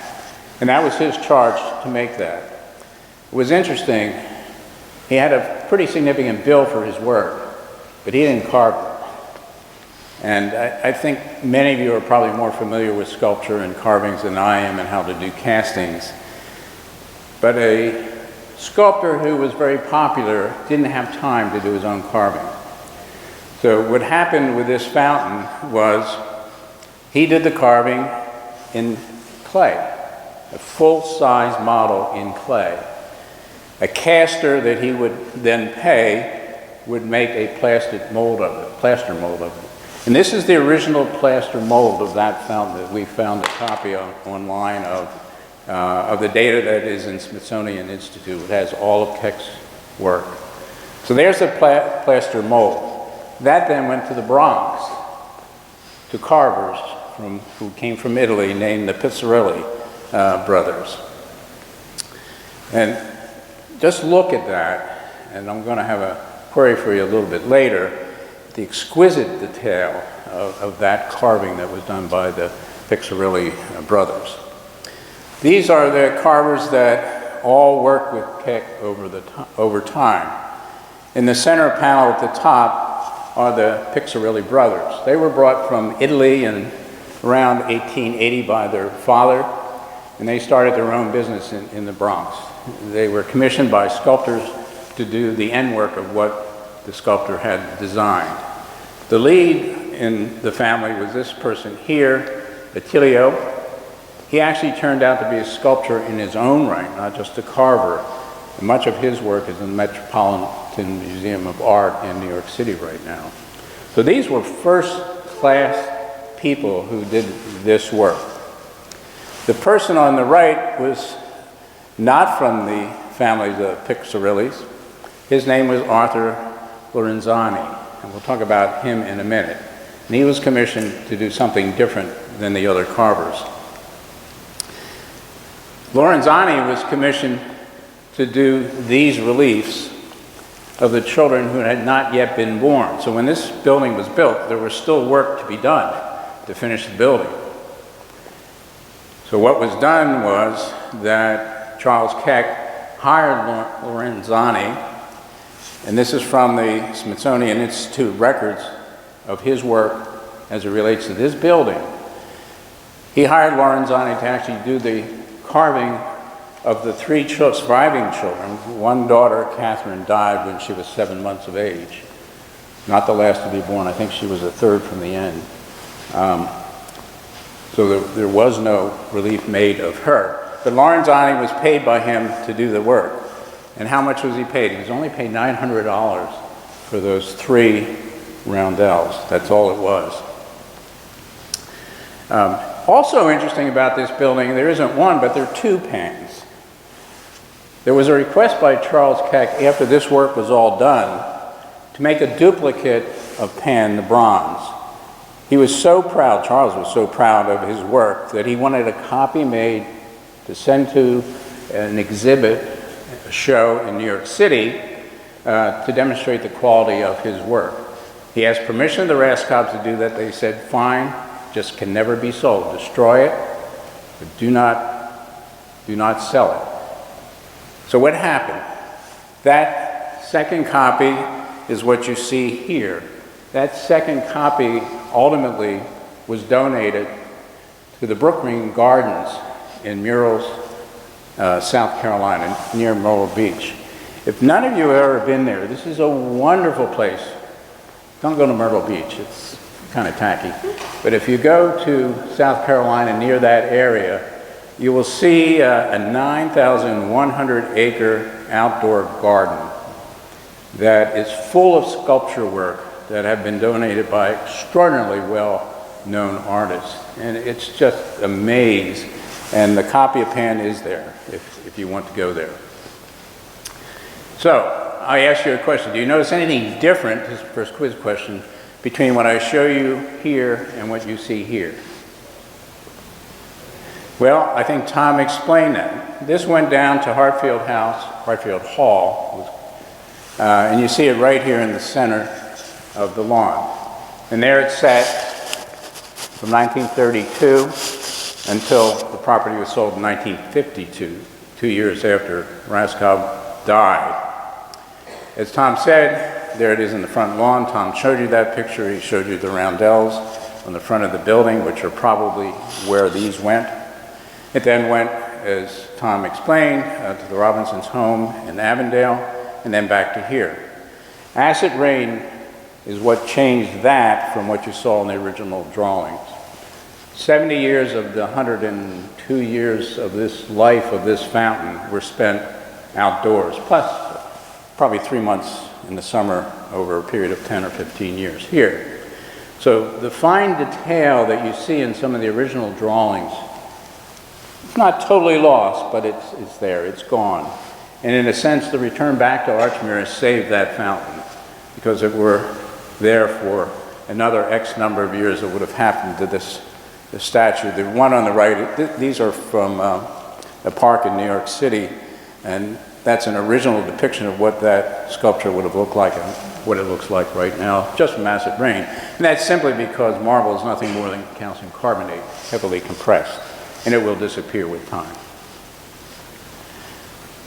Here's another quiz question. Anyone know where the nearest other work of Charles Keck is to here? Here's a clue. Where is that? That's Nemours. What's at the bottom of that tower? The tomb. Who's in the tomb? A.I. DuPont. Great. Well, it turns out that A.I. DuPont in 1931 wrote this letter to Charles Keck.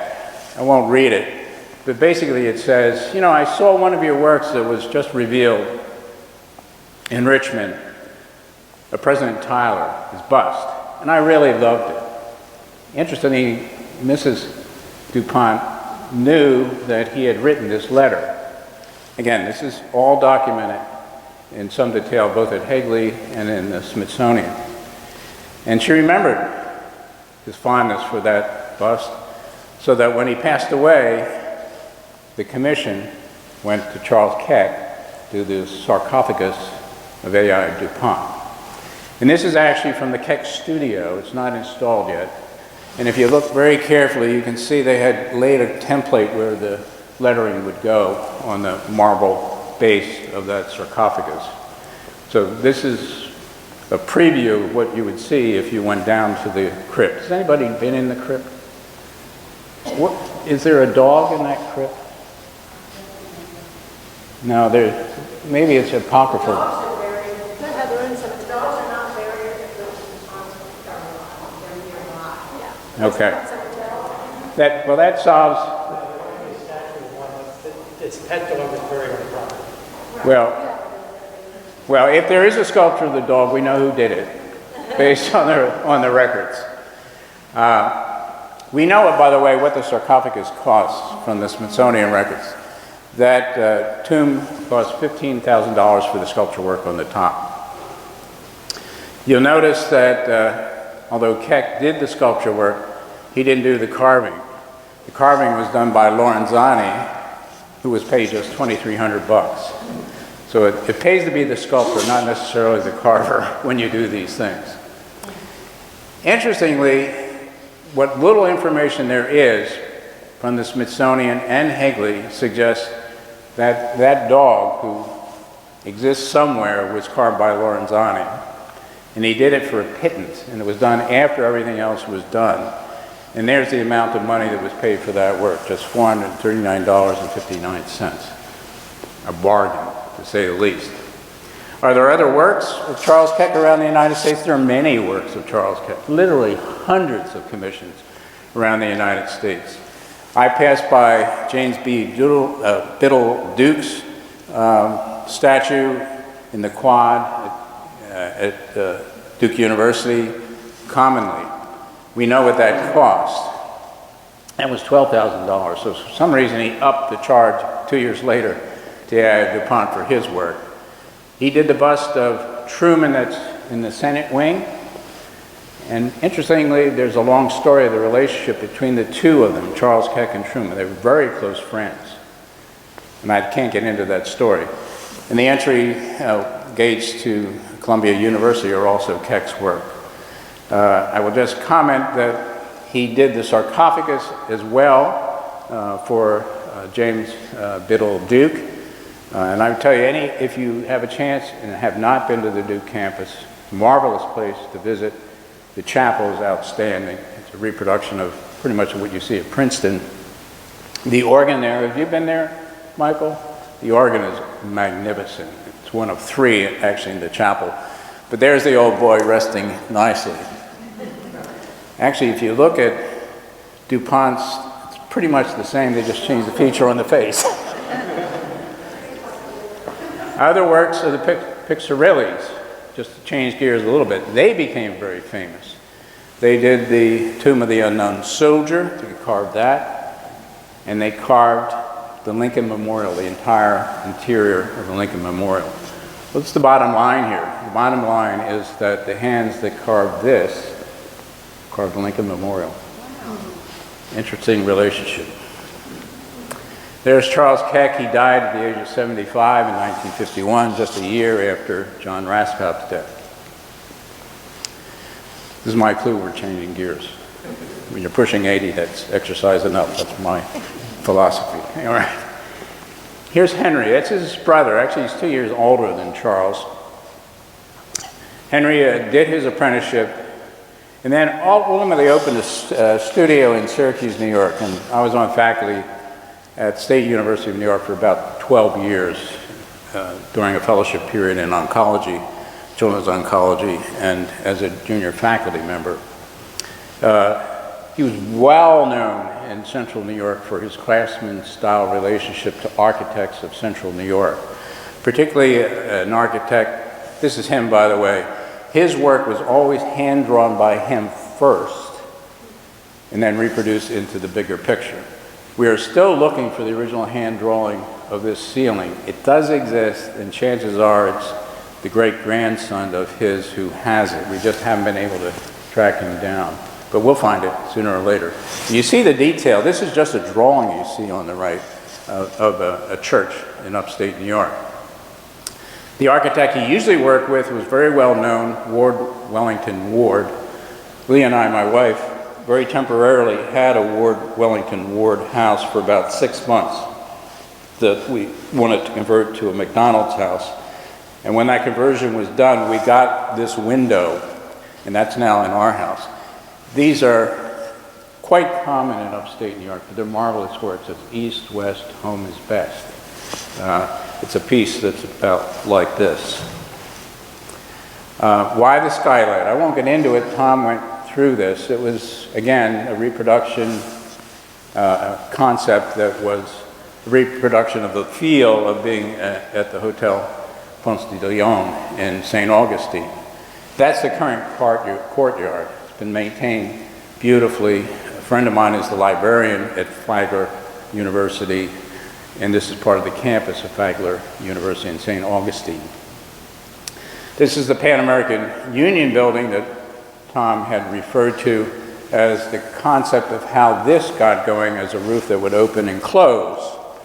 This is a crosscut of the Pan American building, and you can see the courtyard that Tom showed you the pictures of, with a ceiling that if you look at the top of this from above, as Tom showed you, it looks virtually identical, except there was no stained glass.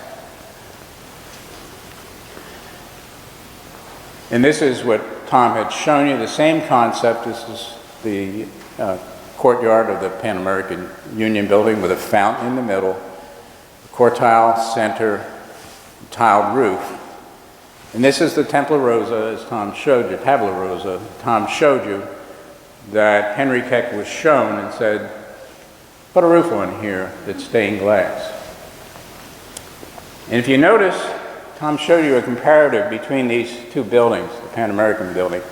But if you can't really see it, but you'll notice that the lining along the ceiling, the wood corbels, are virtually identical to what you see down in the Pan American Union building. And above that, you can just see the edges of the red tiles that come down. It's an exact replica of the Pan American building. Tom showed you this picture, I think I have it flipped, of what it looked like with everything open. So here's the quiz. 3-part quiz. Can you guess the number of pieces of glass? Who's finished counting? Anybody? You know, if you count just one square, you can just multiply it. No. What's your guess? $250,000. You're off by 100%. We'll get to that in a second. How much lead is over your head? And is this the largest stained glass, single piece of stained glass in the United States? Well, we'll see in a second. So here's to remind you what it looks like. We know from the communications between Henry Keck after the bill was paid, in his writings back to John Raskob about the work he did. He reminded Raskob that there was a lot of work that went into this work. Interestingly, Keck Studios had 3 employees. They had 4 months to complete the work, according to Harper. And they had to get the work done. So he hired 13 additional temporary workers to get the work done, and he had it done and installed in 4 months after being shown that initial dimensions that had to take place. That could never, I think, be done. Now, what did he write in that letter? He wrote in the middle paragraph, "It no doubt will be of interest to you, Mr. Raskob. There are 120,000 pieces of glass, approximately, in the light above, and 2 tons of lead." So essentially you have an automobile sitting up there. You hope it doesn't come down on your head. Huge, huge endeavor. And the work in toto came to, with installation, about $15,000. That would be about $300,000. You couldn't reproduce this ceiling now for that amount of money. $300,000 in current dollars. This made Henry, by the way, a very famous person in upstate New York, that he got a commission to do something of this job. If you look in the Herald News archives where I found this, you'll find this whole spread on this building and the artwork that's in it. Stained glass design is of size of a city lot. Henry Keck of Syracuse produces a gigantic ceiling for DuPont powder millionaire. There's a book written about Henry Keck that includes the work that's done in this building. The quiz that I have about this is it in fact the largest stained glass singular structure in the United States? Well, it probably is in a home.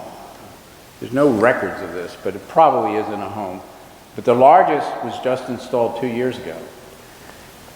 It is a church window that is 3 stories high by 93 feet long, and it's in a church. I don't know if anybody's been there, but it's in Leawood, Kansas. It is large enough to fill the Lakers. I don't know how they did this imagery, but Tom, you're very good at doing Photoshop. But it is large enough to fill that playing field. And there is the original dimensions of it in the artist's rendering of the architecture of that particular building. It is the single largest stained glass structure, contiguous glass structure, probably in the world. And there is a picture of it.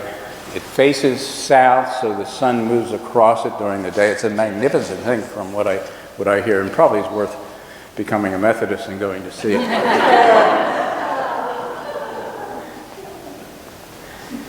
So, what do we know about life in Archmere? We're changing. Is Peter here? Robinson? We thought he would be here. Amen. Peter Robinson wrote an anthology of his parents, particularly his father, for his 80th birthday, remembrances of their lives. Lots of details about Josephine Raskob growing up as a child, and pieces of vignettes of living in this house. Went on a search to find one copy of that book, and finally found one, and within 2 weeks we found 3 of them. Fascinating to read if you're interested about the history of life here at Archmere. This is the young family. Tom has shown you some of these pictures before. This is of all the children, save Catherine, who died when she was 7 months old. We don't know why. If anyone knows, Tom would probably like to know that for the book. This is the family that lived here, and the picture obviously is in the courtyard here. These are the ages of the children and when they were born. They start, the first birth was in 1907 and the last in 1922. If you ever go on the Hegley's website, you can listen to the audio interviews of the two surviving daughters who were interviewed for Farber's book, Everyone Ought to Be Rich. They're wonderful listening, and actually they're videos, so you can see the family gathered and the elder of the sisters talking about life. And you could tell that there was actually two families spanned. The older children didn't know much about the younger children because they were going off to college when some of the younger ones were coming through the pipeline. So there's a big vacuum in some of the history of the family. The highest requirement, and Tom alluded to this, for the construction of this building, it had to be safe for the family. And that meant fireproof as possible. So if you look at the construction pictures that Tom showed you, and these were all done from the sets of glass negatives that Michael has, it's a steel and poured concrete and brick structure. No wood at all, except to fill in the blanks of the corbels and that sort of thing. So it would be very hard to actually burn this building down.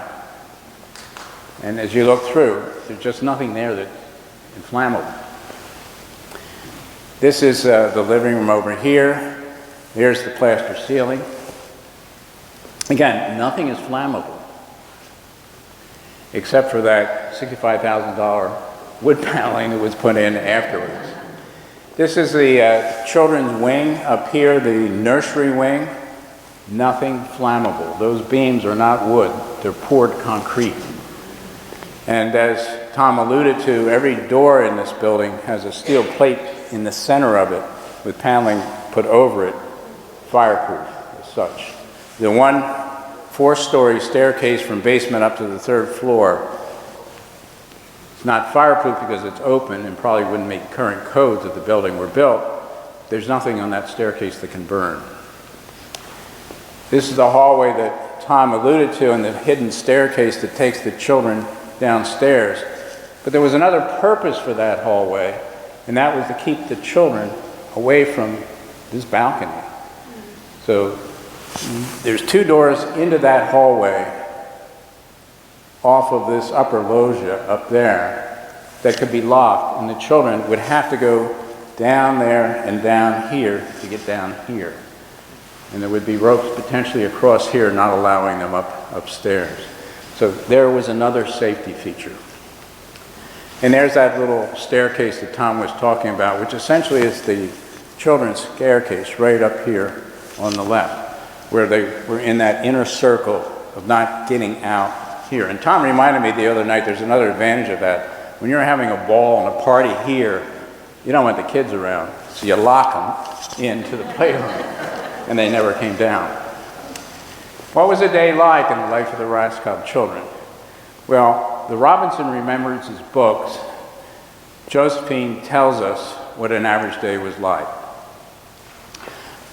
It started with a hello to their mom. They all went up to the mother's room. Mother didn't get up, well, we can tell, for breakfast with the children. They ate with Mrs. Swigan, Mrs. D, and the chauffeur who would take them to school. And they ate in that room over there, the breakfast room. All the indications that I saw, Tom, were that the Raskobs slept in different areas of the house. You know why that was common at the time? I learned this from a tour of the Vanderbilt estate. Anybody been down to Biltmore House? You notice it's 90 feet apart between the husband and the wife's room. And the reason there were set bedrooms, at least in those days, that was 1895 when they built that, was all the men had valets, as the British called them, or valets, right? And you would never have your male valet in the room with your wife that you were sleeping with, right? It just wasn't possible. It wasn't appropriate, let's put it that way. So bedrooms are usually separate. This is Mrs. Raskob's bedroom as it is now.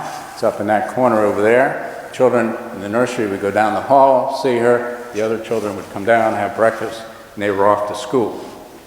Or if they were sick enough, they were confined to the infirmary or hospital, as it was called. This is an exact replica of reproduction of what they went to school in, but it's very accurate, relatively speaking, for what Josephine described.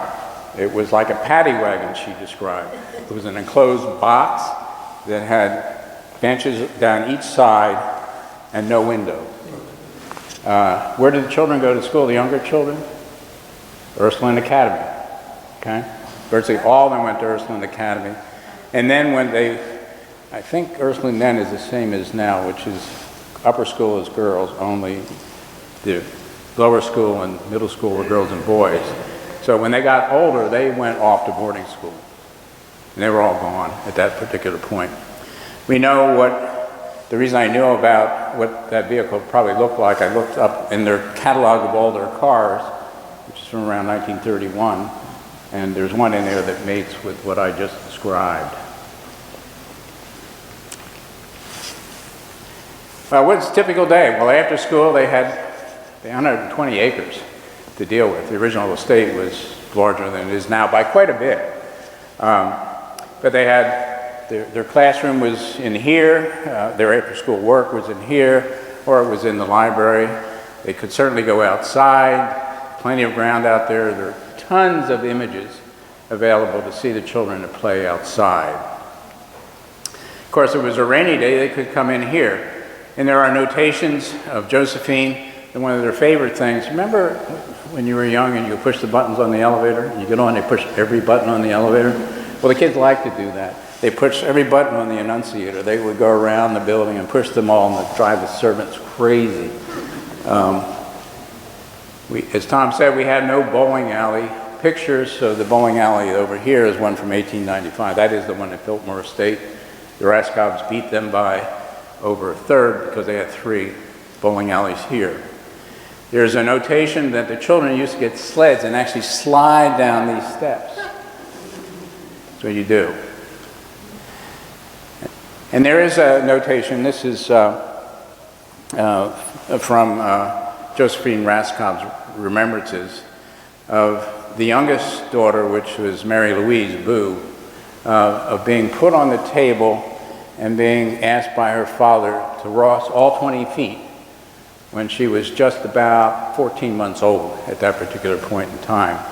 And as Josephine wrote in her remembrances, bless her and her angel, she made it. We do know who the staff were. So there's a quiz up here. How many full-time staff were there at Archmere? Full-time salaried staff. Well, we have their names. We have all their responsibilities, including Miss D, who probably did sleep here, Tom, because the children referred to the fact she was always here. And there was always a nurse, one of the children's caregivers, in the building at all times, 24 hours a day. And we do know that the butler, actually in the later descriptions, it was the chauffeur, lived here on the first floor. So there were at least 3 plus a housekeeper kind of person. Where they slept, I have no idea. But in total, there were 22 staff people, 22 people all the time, full-time here. Some of them slept over on the second floor of the garage. And Tom, I think when he was putting his book together, will tell us how that was all laid out. And a few of them, as we just mentioned, lived in the structure here. That is, by the way, Raskob's 1917 Cadillac Model B Victoria Coupe. At that time, he was involved with General Motors. We do know what the operating expenses were to make this building work. And as Tom alluded to, Archmere was run as a holding company called Archmere Inc. The Raskobs actually didn't own the building. It was owned by Archmere Inc., which they owned. That allowed them actually, for tax purposes, to write off the building and the depreciation every year. So the operating expenses are kept in 2 sets of books, and we have the data on that. There's a set of books that say, what if you don't depreciate the value of the building every year? What if you rent it as a home? If you rent it as a home, the annual operating expenses, when you add up all the costs of all the servants and maintenance and taxes and everything else, was $63,000 a year. That would equate to about $1.5 million to maintain your home every year. And if you wrote down the building, depreciated it, it would be $2.7 million in 2020 dollars right now. So this is not a minor effort to make this thing work. An expensive overhead. And as we'll see in a minute, they didn't spend much time here after about 1925. It just sort of sat for almost 7 years. We do know that they were a benevolent couple, John and Helena. They actually had coinage that was made for use on the property, presumably by staff. I was able to find this in a rare coin shop in New Jersey. I don't know what the 25 is because it doesn't tell you what it is. It says Archmere Incorporated. If you run the CPI index on what 25 cents is, it would be $5. So chances are that was $5 that could be spent in a commissary kind of fashion here on the campus. The Archmeres, the Raskobs also took care of investment plans for all their staff. They insisted that they have savings plans for all their staff. There was no such thing as health insurance you could buy, but they paid for that. And the evidence we have for that is one of the drivers, his name was Joe Hagan, developed tuberculosis, and they paid for his full treatment of over a year in a sanitarium in this area. So they were truly a benevolent couple, even though it was sort of a feudal state, the way this place was run. The one thing I found quite curious, and I realize we're over, are you all right to stay a few minutes longer? Okay. One thing I found quite curious was how formally the parents as Raskob handled the finances of their children. And this is a letter that I found in the Hegley records, Tom and I found, dated October 3rd, 1944. And this was by to the daughter, Mary Louise Raskob, Beau, the youngest of the daughters, second youngest of the children. And you should read this. It says, as you know, from time to time until from when you were born to your 21st birthday, your father deposited $15 into an account that Mrs. Raskob maintained as custodian for her. These funds, Mrs. Raskob wrote, her daughter, who was off at college at this point, have been invested from time to time in securities, and interest and dividends have been credited back to the account. Accordingly, there is enclosed a balance sheet of the monies. And then she ends by saying, I think you'll find everything in order, but if you have any questions, please let me or Mr. Carey, who sort of was maintained the overall properties of the Raskobs, let Mr. Gary know. Needless to say, your father and I shall always be more than happy to assist you in solving any problems that may puzzle you in looking after your property. However, the responsibility must be yours. So they were cutting the kids loose at that particular point. I'm confident with very little experience and helpful advice if you need it, you will handle your property wisely. Now, anybody in this room ever write their kids a letter like that? Amazing, right? What was that P&L statement look like? There it is. Even supplied it.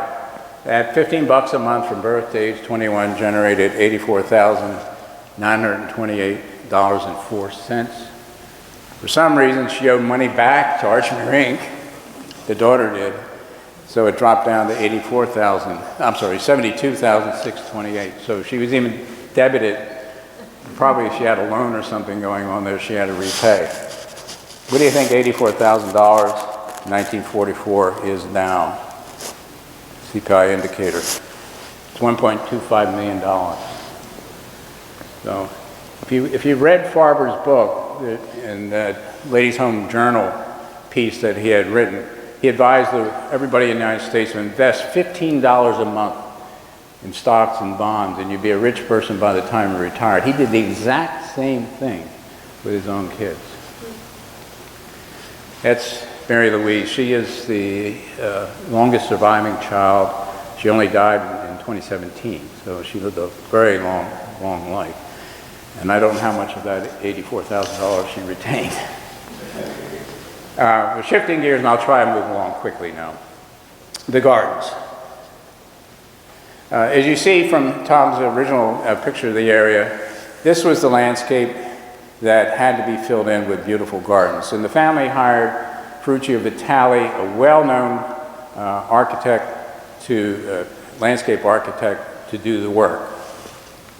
Vitali is somebody who is often called the forgotten architect, but he lived at a time when Olmsted was doing all the fine work in Central Park at the Vanderbilt estate, so he's been overshadowed by others.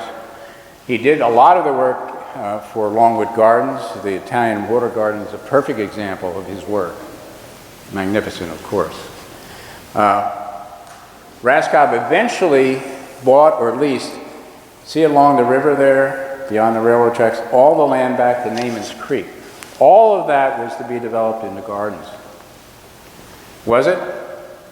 The answer is no. These are some of the examples of his work that he proposed to Mr. Raskob to fill in all that blank space.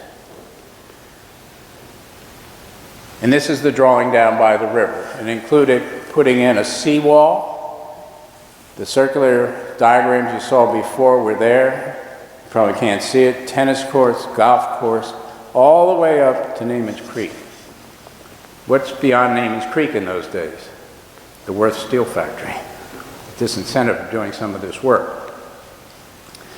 Raskob had planned to spend $125,000 a year paid to Mr. Vitali to do all this work over a 5-year period.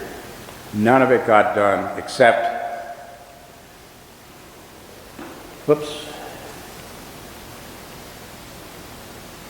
except for that, which is beautiful in its own right, and you still see the remnants outside, but it's less than half of the size of this interior that you see here.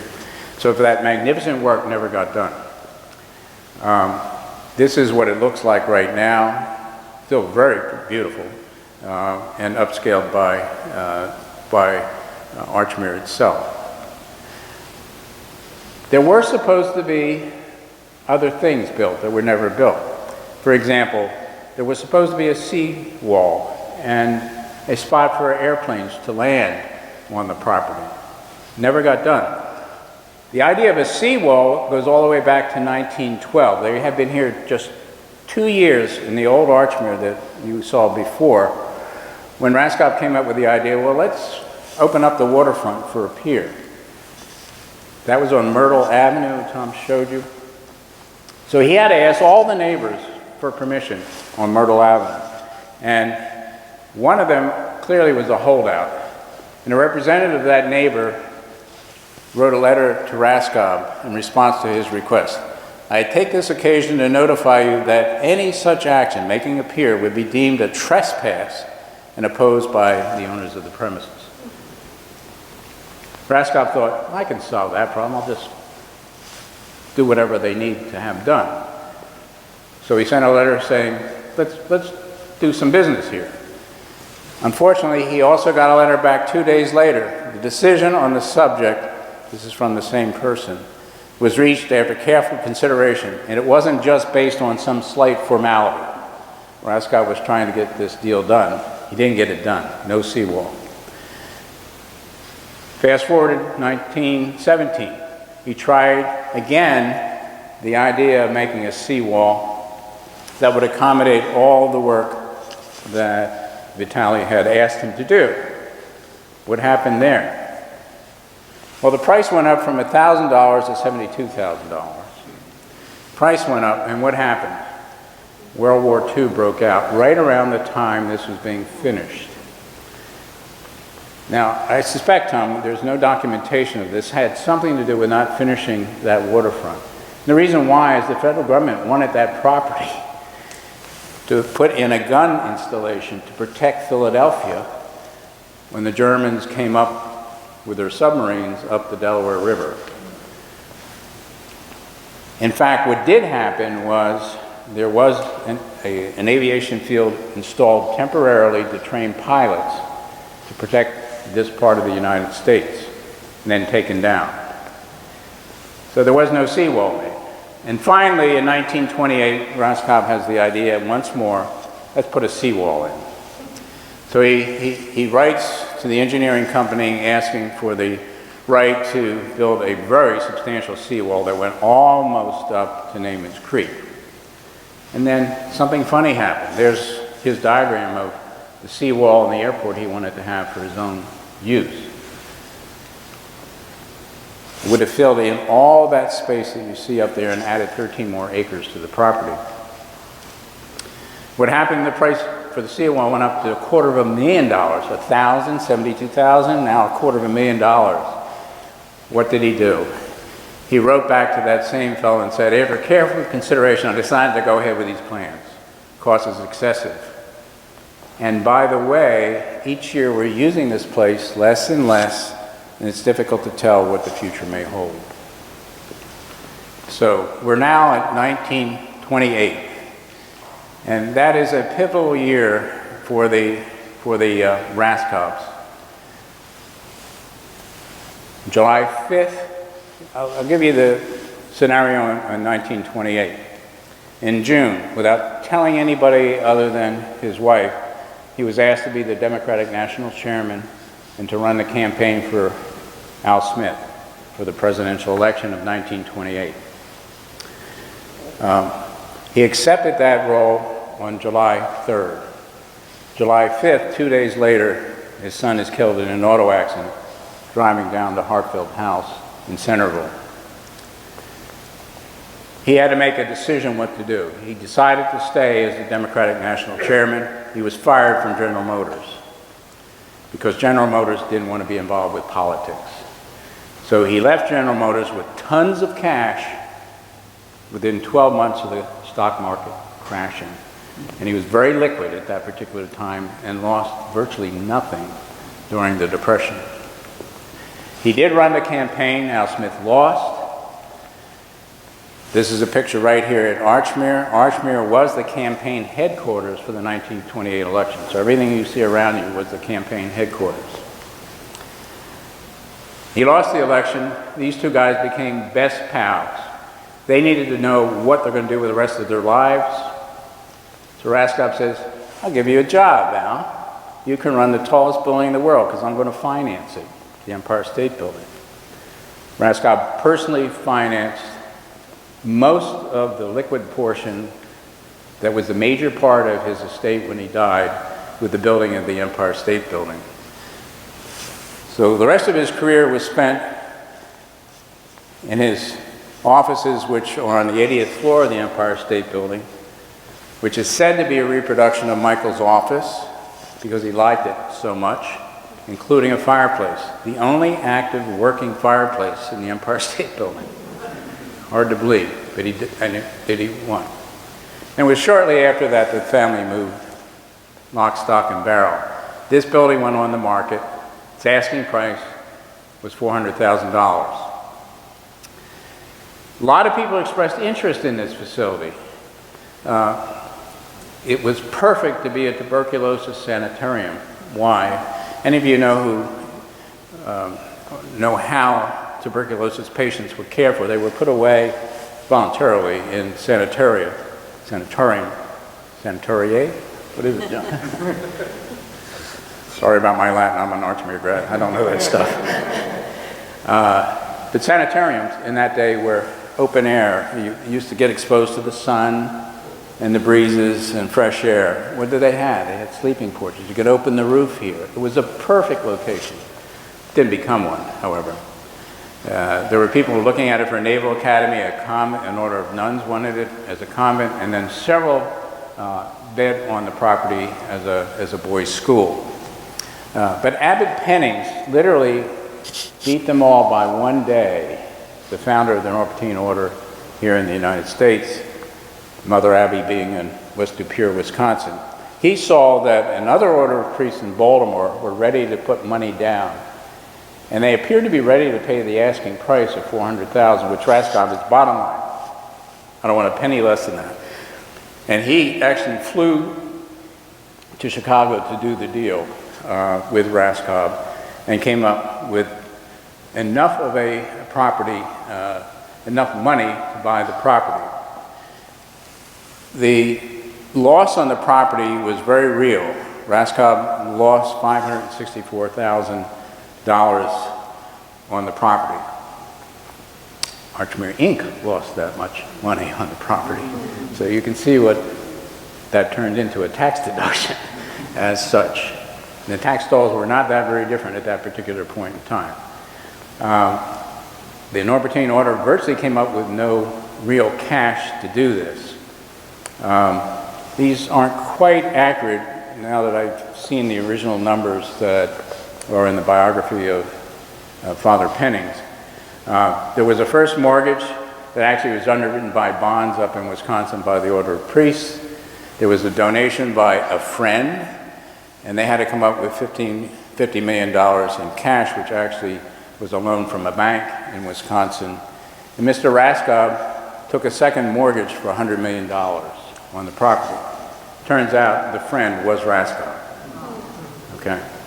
There was essentially no cash rendered other than the loan money and the bond money to buy this by the staff here.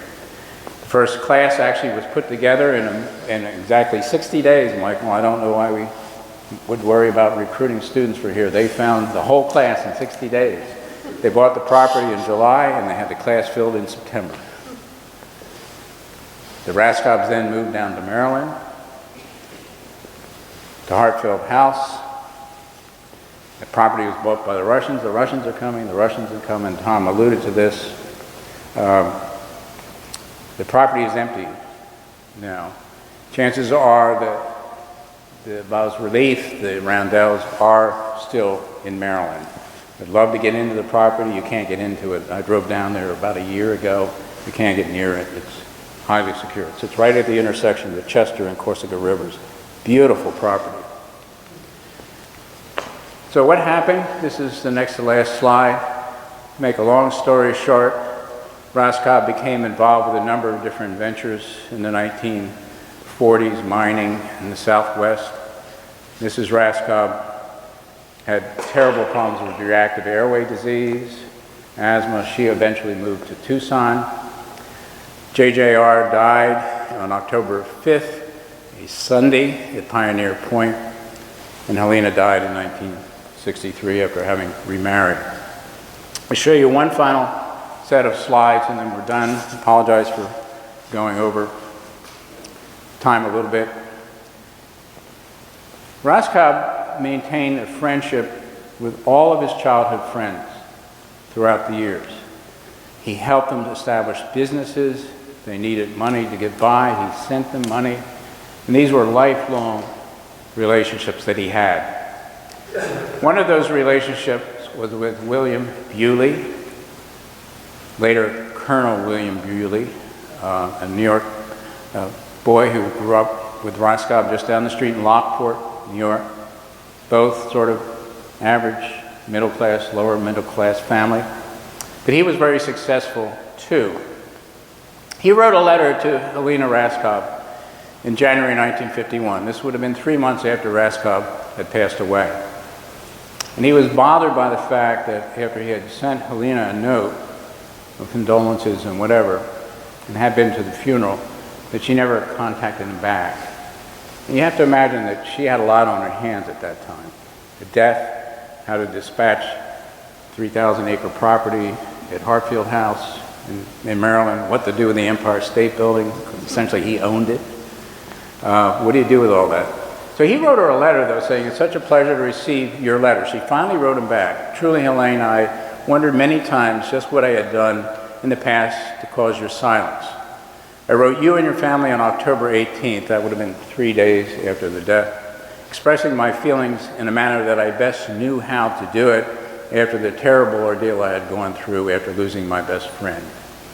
He then went on to write, "You know, Helena, John had called me early in September and wanted me to go down and spend some time with him. And I told him I couldn't do that now. I had business to take care of. And then he called me back on Tuesday evening, this is 5 days before he died, on October 10th. And he called me and said he was going down to Mexico for a trip and he wanted me to go down to New York and over the farm. That would have been Centerville, Maryland, to Pioneer Point. So they were to connect in New York City and take the train down to Pioneer Point. I told him I had a trip to Cortland County to make an investigation, whatever that was. And we get up early in the morning so I can complete my work one day and then fly down to New York on Thursday and spend the weekend with him, which I did, arriving at Raskob's apartment on 120 East End Avenue Thursday night. They then took the train down to Pioneer Point together. This is the conclusion. I don't know whether you realize it or not, Helena, but in the last couple of years, John seemed to crave more and more for his old friends. It's a sad story in many respects. He never seemed to tire talking about old times. He always got a great kick out of introducing me to someone I had never met before, telling them just why he didn't like me. His reason was that we as youngsters didn't get along very well together. My folks lived on a dairy farm. My father paid me $3 a week for delivering milk. John was a newsboy, and he only got $1.25 a week. So John used to make fun of that sort of discrepancy between the two. This is the close.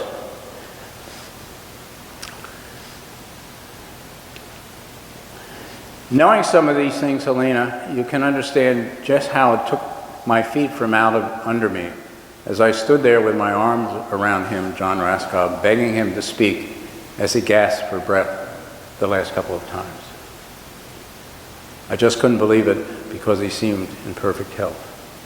So this is the last we know of the existence of John Raskob, in this world at least. Here's probably the most famous of his quotes.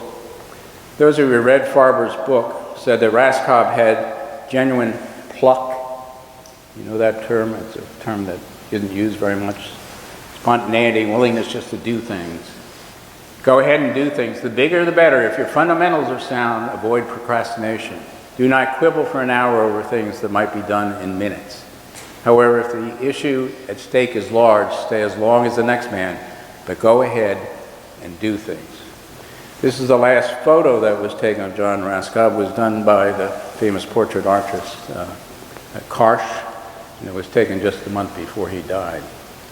Raskob and many of his family members are interned in the Raskob Mausoleum, which is the Cathedral Cemetery here in Wilmington.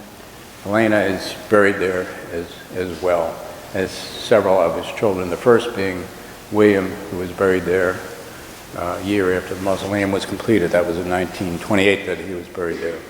That's sort of the end of a long evening for you guys. We apologize for going over. Tom did ask me what the word is for excessive speaking, and there is a technical term in medicine for that, called logorrhea. Too many words, too much writing, and for that we apologize. Thanks very much.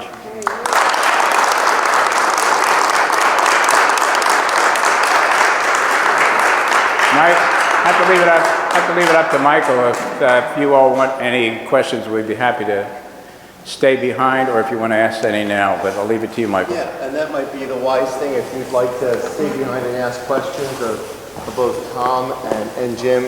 It's amazing how much information you can see. We're going to probably have a couple volumes of the book here.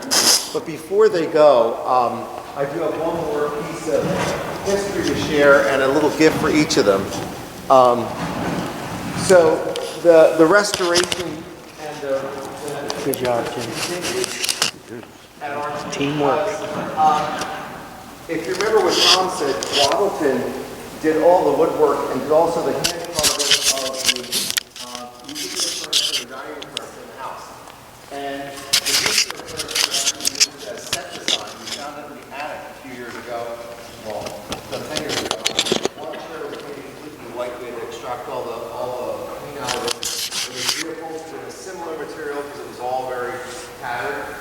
But we noticed that there were putti on the back of those chairs, little cherubs, and we couldn't find them. And about 3 years after we did those chairs, I was up in the attic rummaging around and found behind doors, extra doors, the original putti to those chairs. But I only found two of them, this one and this one. And they're broken, you can see. The top of this one is missing, the bottom of this one is missing.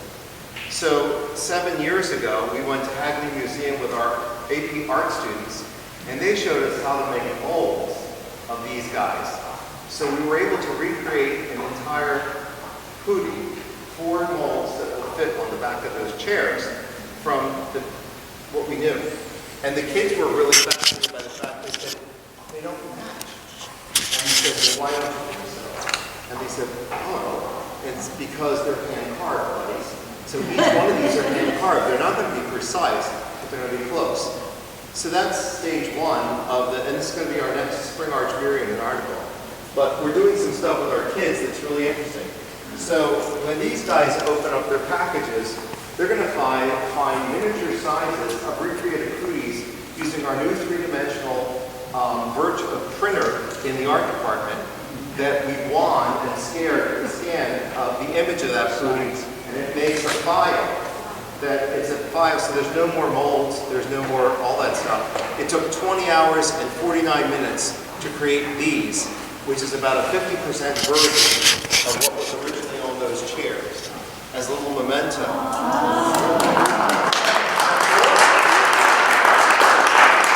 So restoration.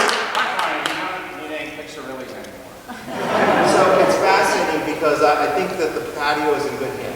As an educational institution, and with the interest of these guys, and passing along that ingenuity and interest to our new generation of students who have this tremendous technology in front of them, I think we'll be able to preserve a lot of what we learned tonight. Quick question. Yes? Could you make me one of the chairs too? Yeah, it'll take about 30 days. You know. But thank you all. Please stick around.